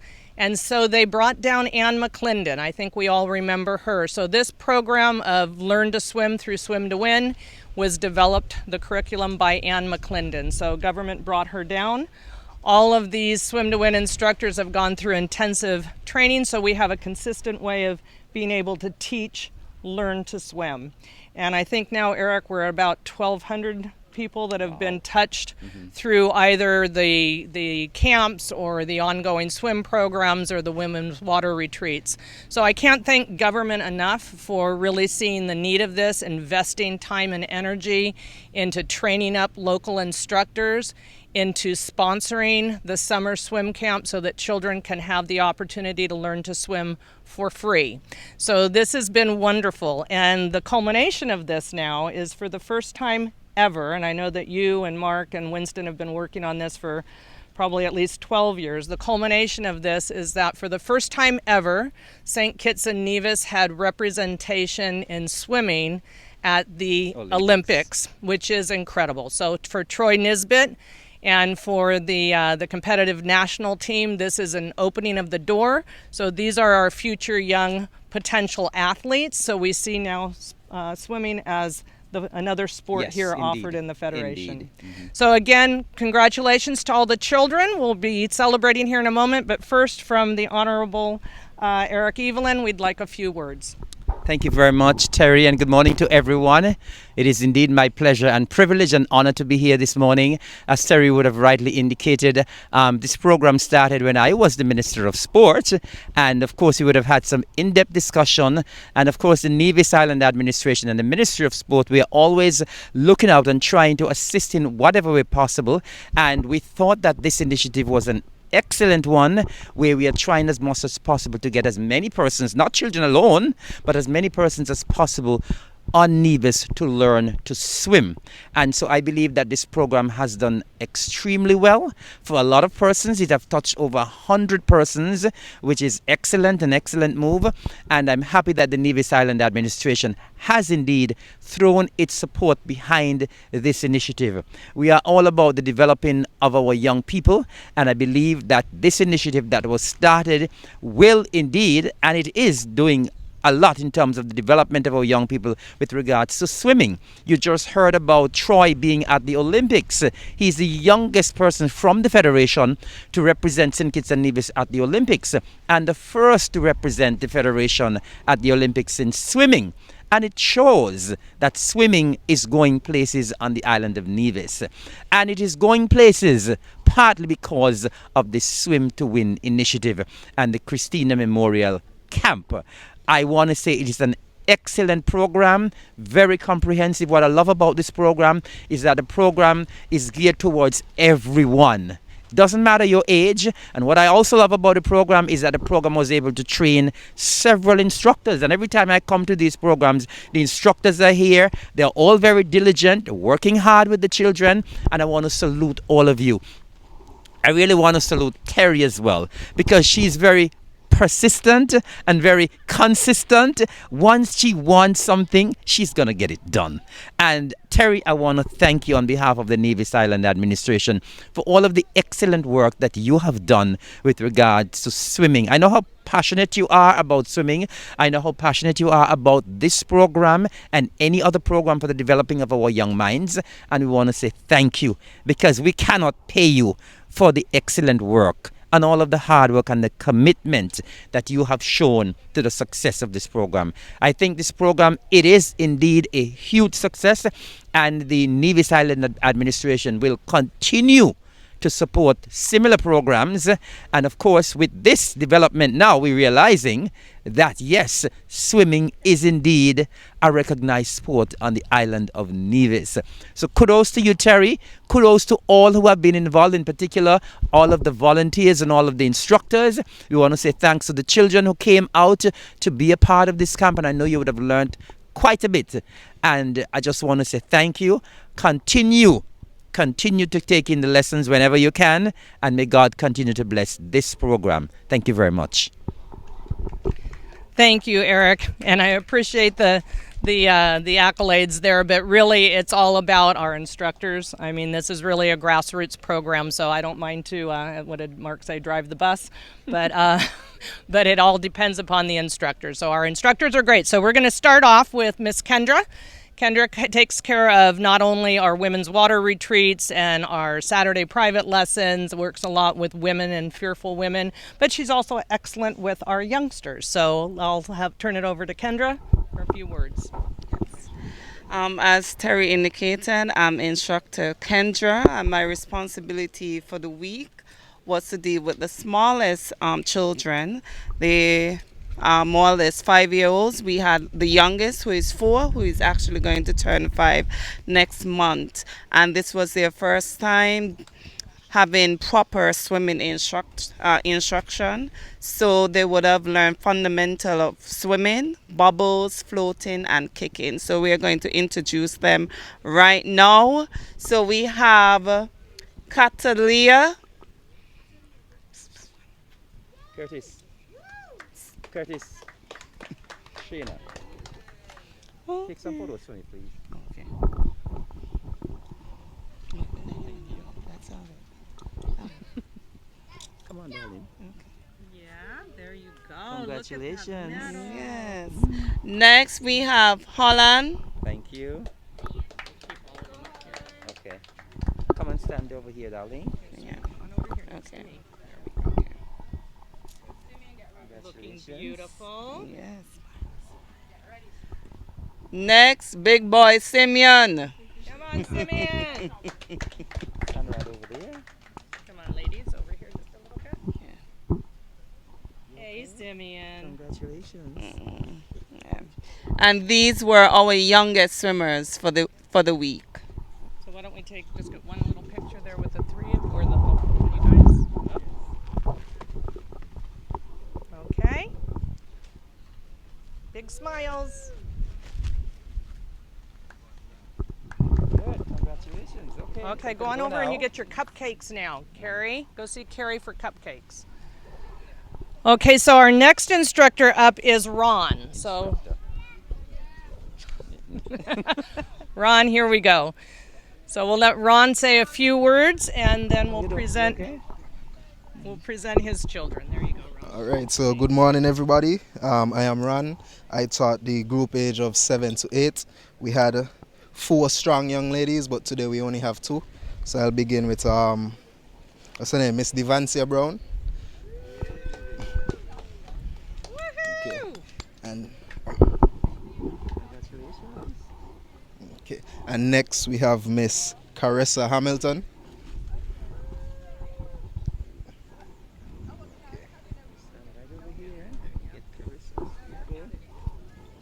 Okay, during their time here, they learned how to float and kick their legs as well as the front crawl. Fundamentals for the front crawl, okay? So congratulations, girls. Okay, take a picture. And just real quickly, Ron's being way too shy. Ron came to us through the Red Cross program, and so we had extended swimming lessons out to the Red Cross gentlemen. So they came through that, and several of them then went through instructor training and came on board as instructors. So that's been great to have, and it's nice to have Ron back. I know everybody has busy schedules, but it's wonderful to have him back with us. So again, building our partnerships with Red Cross. So congratulations, ladies. Okay, you got a picture with us? Great.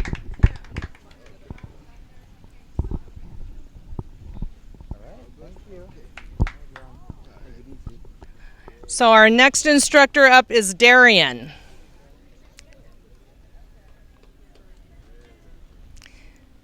All right, Miss Darian Saw, here we go. How are you doing? Oops, You're you good. wanna- Yeah, what's up? Hello, good morning. My name is Darian Sa. I'm a swimming instructor and a lifeguard. I came through the swimming camp for a long time ago. The swimming program long time ago, and they teach me how to swim and thing. And then right now I'm a swimming instructor and lifeguard. And we have some good swimmer here, and I would like to call their names. Yes. The name is Sajay. Sajay's not here today. No, yeah, because- he come. Oh, we did? Oh, Sajay, Yeah. you did show up. Yay, okay. Come on, Sajay. How are you? Congratulations. Good. Stay right there. And okay. And next. Stand right over there, Sajay. And next we have Natal. Natal, come on. Run on up, big smiles. Come around, Natal. Come around, come around. Oh, sure, come on. Congratulations. Next we have Josari. Come on over here, Natal. Whoa, there we go. You alright? Yeah. Congratulations.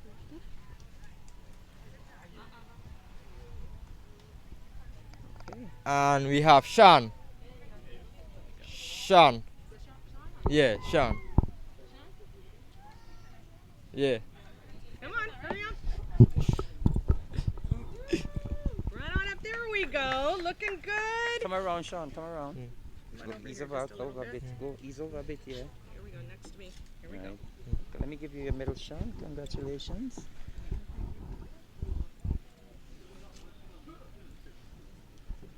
Okay, everybody smile. Okay. Thank you. Yeah. All right, thank you, Darian. So Darian is part of the Saw family. Without the Saw family, Swim to Win would struggle. So we have his father, Danny, who is again also a swim instructor and lifeguard, and his mother Nalini, who runs front of the house for us most of the times, which is great. So again, love it coming out of the local community.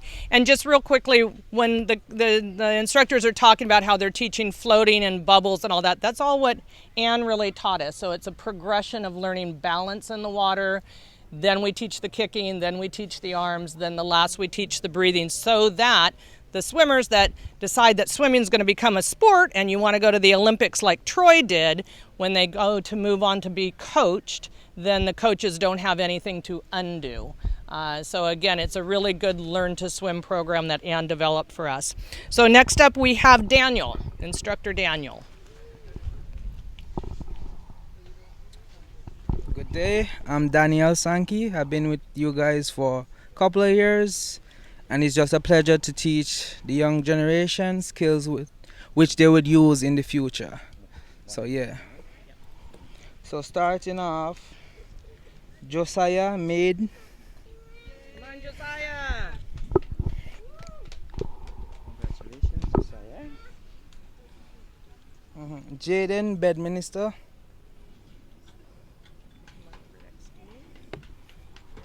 Kaden Jones. Alright, guys. Congratulations. Okay. Alright. Okay, scoot on over. Okay. Here we go. Thank you.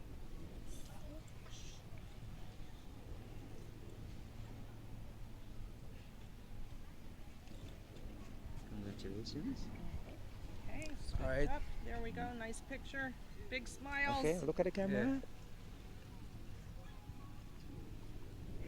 Thank you. Congratulations.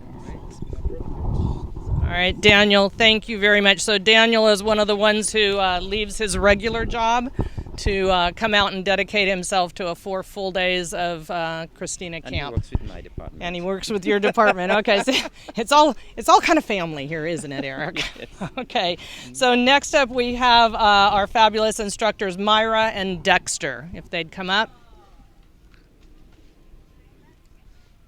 Myra, Dexter. Words. Hello. Good. Hi, I'm Myra Romaine, and I've been with Swim to Win for about 4 years, and started as a volunteer, got trained, and am now an instructor. And I do the Women's Water Retreat because I'm passionate about making sure that women who live here, local women who have been afraid of the water, will be able to really enjoy the water by swimming and being able to teach their own children to swim, and so that they can also save themselves if there's any kind of emergency. So that's really my focus, but I also do the camps and the 6-week sessions because the children also are close to me. Yes, and I am Dexter. I've been with Swim to Win for the past 4 years. I'm an instructor, and I enjoy teaching swimming to the kids. I'm also the head coach of our swim team at our swim club, Swim to Win. And it's always a pleasure teaching kids, see them going from scared of the water to learning 3 or 4 strokes. And it's something I will continue doing for as long as I'm able to. Okay, so Myra, why don't you call out all the kids here? There we go. Call out. Okay, all right. Chardonnay James. Come on up. Go. And yes, Shay Shay, as she's called, has really improved. She came not swimming, and now she's learned how to float and starting her strokes, and she's doing really well. Next is Anaya Sinarin. Anaya. And Anaya is one of our really accomplished swimmers, and she's really, hopefully, will join our swim team.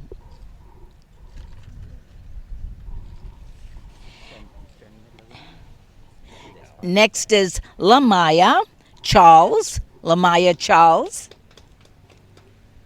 And again, she's one of our really accomplished swimmers, very athletic, and we're hoping that she joins our Swim to Win team.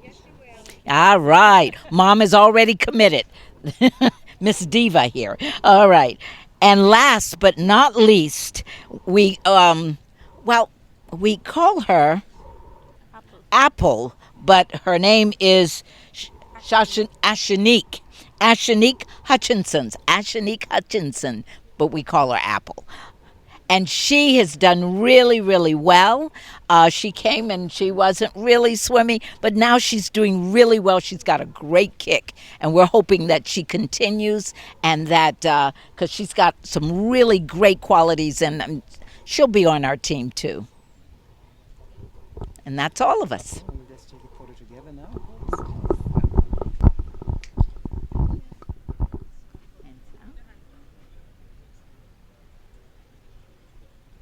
Okay, so now I'd like to invite you guys stay. All the instructors, all the kids, everybody come on up. We're going to take one nice big group photo.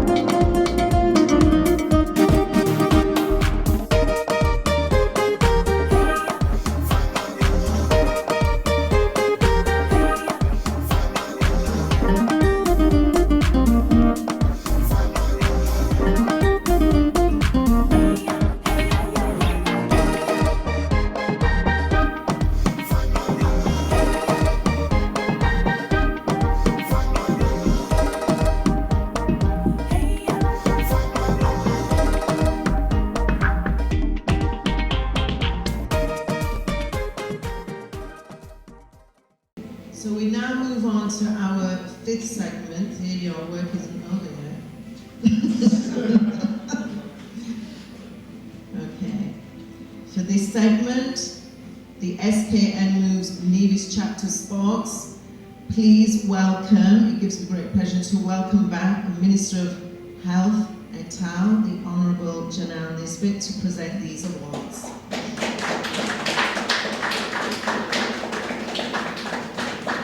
Our first recipient, the committee's choice, an all-rounder, has participated in all but the aquafanathlon, a committed soul to the cause. Please welcome Mr. Manuel Mills. In honour of being the most popular male participant in SKMU's Leaders Chapter events, your enthusiasm, dedication and positive spirit have made a memorable impact on our activities, inspiring others to engage and embrace a healthier lifestyle. Thank you for being an outstanding ambassador of our mission and for bringing energy and joy to each event. Our next recipient was the very first person to ever register for our walk relay back in 2019 and has been an avid supporter of most of our events. Please welcome Miss Marion Brown. In honour of being the most popular female participant in SKMU's News Chapter events, your enthusiasm, dedication and positive spirit have made a memorable impact on our activities, inspiring others to engage and embrace a healthier lifestyle. Thank you for being an outstanding ambassador for our mission and for bringing energy and joy to each event.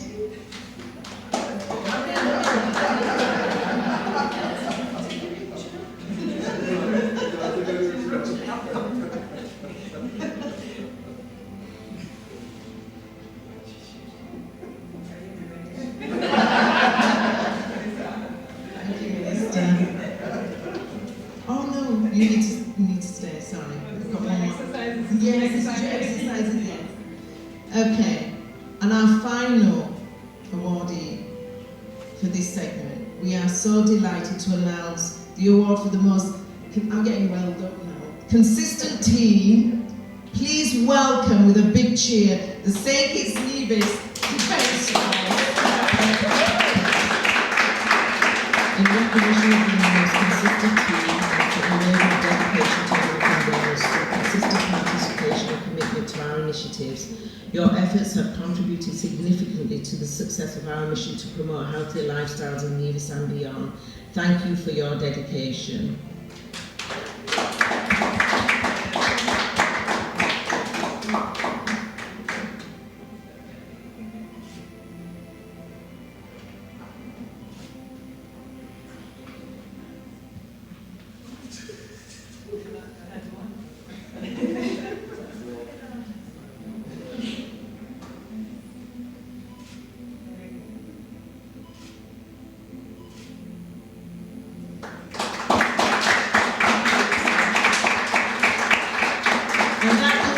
The fifth segment. We're really moving through this very quickly.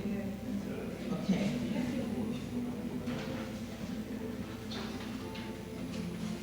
We now come to the final segment, our special awards. This is our final segment for this evening. Tonight we honour two exceptional individuals who have gone above and beyond in their belief in the support of SKMU's Nevis chapter.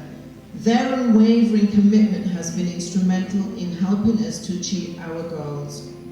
Our first recipient has been a true star, consistently championing our intentions and aspirations.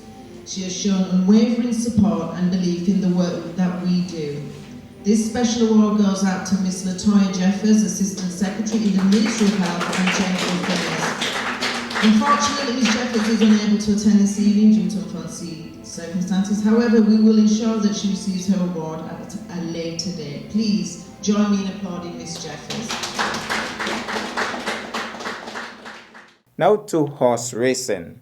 Horse racing fans have been pleading for some activity. Well, Erica Gilbert and the Nevis Equestrian Center continue to keep the sports alive by hosting an event on December 15th at Cates Bay.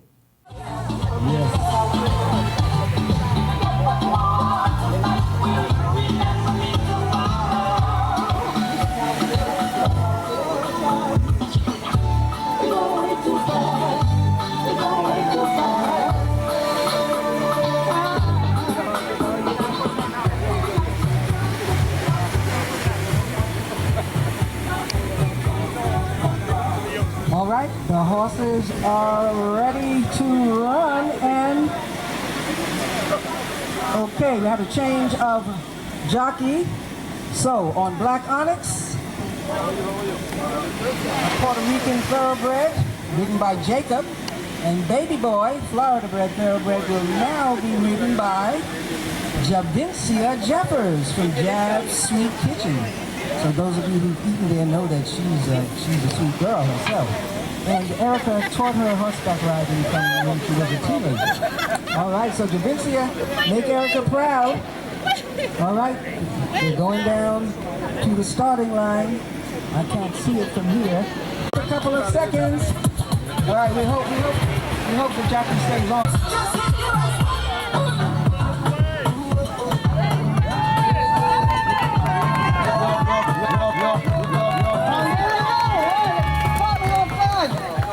All right, tell me who's leading.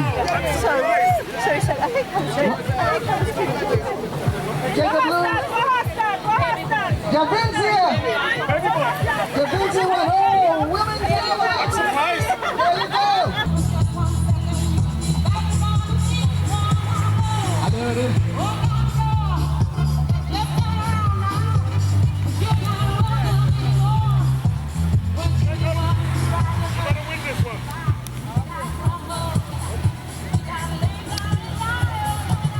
Okay, race number 3, Emil J, ridden by Nigel, and Maka Chickley, ridden by Jacob. And they're followed by Erica Gilbert on foot. Okay. Veronica, what you up to? Veronica, visit her at her nail salon right there by Nevlac. She keeps Erica looking beautiful.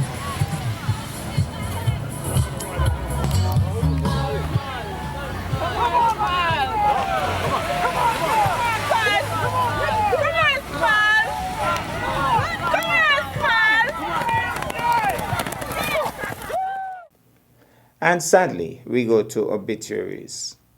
Not surprisingly, the cold hand of death caused much distress this year. Carlos Soap Chapman, an outstanding footballer for Bath United, passed after an extended period of illness. Also leaving us suddenly this year was former long-serving secretary of the Nevis Cricket Association, Hastings Daniel. Sports on Nevis normally attracts some standout fans. 2 of them left us this year as well, Lucina Dorr and Keithley Brown, popularly known as the Weed Whacker Man.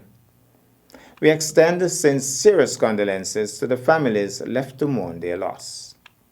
Another major loss was that of national sporting icon Lester Blackett, who contributed federation-wise in a multiplicity of sports, even though he may have made his most significant contributions in athletics. His was a grand send-off. We are gathered here this afternoon to honor the life and legacy of a man who was not just a member of the Nevisian community, but his backbone, his heart, his soul. Lester was a man who dedicated his life and time to the service of others, and his impact will be greatly missed. He was an educator, an engineer, an athlete, a coach, a sport administrator, especially in the field of athletics, a disaster coordinator, and of course, a family man, and many others. Pleasure to be here to pay tribute to a football icon, and he has always been a person who encouraged the younger players to be the very best at what they can do. That was evident when he took over he started the football team at CSS, one of the more dominant schoolboy teams that have ever graced the island of Nevis. Many of those players went on to play for the national team and dominated club football throughout St. Kitts and Nevis. And so his legacy, his leadership will ever live on among so many persons, footballers whose life he has touched. And we say thanks to the Blackett's family for their contribution towards the development of our young people throughout the island of Nevis and St. Kitts. Leicester school team was no team then, it was just a bunch of little boys. And you had all the big teams, Charlestown, Government Road, all the big teams around the island then. And Leicester cobbled together a group of young men. Second formers, third formers, myself amongst them, Roski Shad, guys like Alex Ferguson. We have a wreath there. The green wreath is ours. Alex Ferguson, Roski Shad, Dunford Martin, Paul Walwyn, myself, guys like Clyde Blackett, guys like Glenn Howell, Bumper, Bakun, Macefield Nisbet, on. And he cobbled together a group of players and he began to train us. And he taught us one singular thing, you know? And that singular thing, all for one, one for all. And how to play as a team, team. For that. So I just want to say thanks to the family of Vernis. Myself and Vernis, we were fellow athletes, because he used to coach both of us back then. And then Vernis went off to college in Jamaica. And so we are grateful for that. Today I just want to leave with a small little verse and a chorus to a song. I wasn't planning on singing because that might be the usual thing, but I had to give some tribute to Mr. Blackett for what he did for me, of course, as an athlete. And I'm so grateful for what he did for me, for us, all of us, in the island of St. Kitts and Nevis, and I'm sure throughout the Leeward Islands. For many years as president of the Cricket Association, and he was in charge of the Athletics Association, we shared the space at the now E.T. Willett Park. It was not an easy compromise because Leicester wanted his athletes to train, and frequently we were training for Leeward Islands tournament, and so every now and again an athlete would get hit by a cricket ball and Leicester would come to me quarreling, and I learned that the easiest way to soothe Leicester was to tell him, I'm sorry, it won't happen again. And in conclusion, sports fans, this year seems to have rushed to its conclusion, but we had many glorious moments to celebrate and enjoy. In my own little way, I continue to keep you updated, and remember that the memories are now permanently stored on my YouTube channel known as Morton's Menu. If you appreciate my efforts, like and subscribe and share, of course, and stay tuned for some more exciting action in 2025. Once our Almighty God grants more life and a fair measure of health. I thank God Almighty for bringing me through another year, and thank the production team here at Nevis Television for all of their hard work. Stuart Jeffers, Keandra Springett, Vanessa Phillip, and indeed the entire staff. Special thanks also to my teammate over in St. Kitts, Andrea Huey. All the best for the season. And, of course, for 2025. See you soon. Over and out.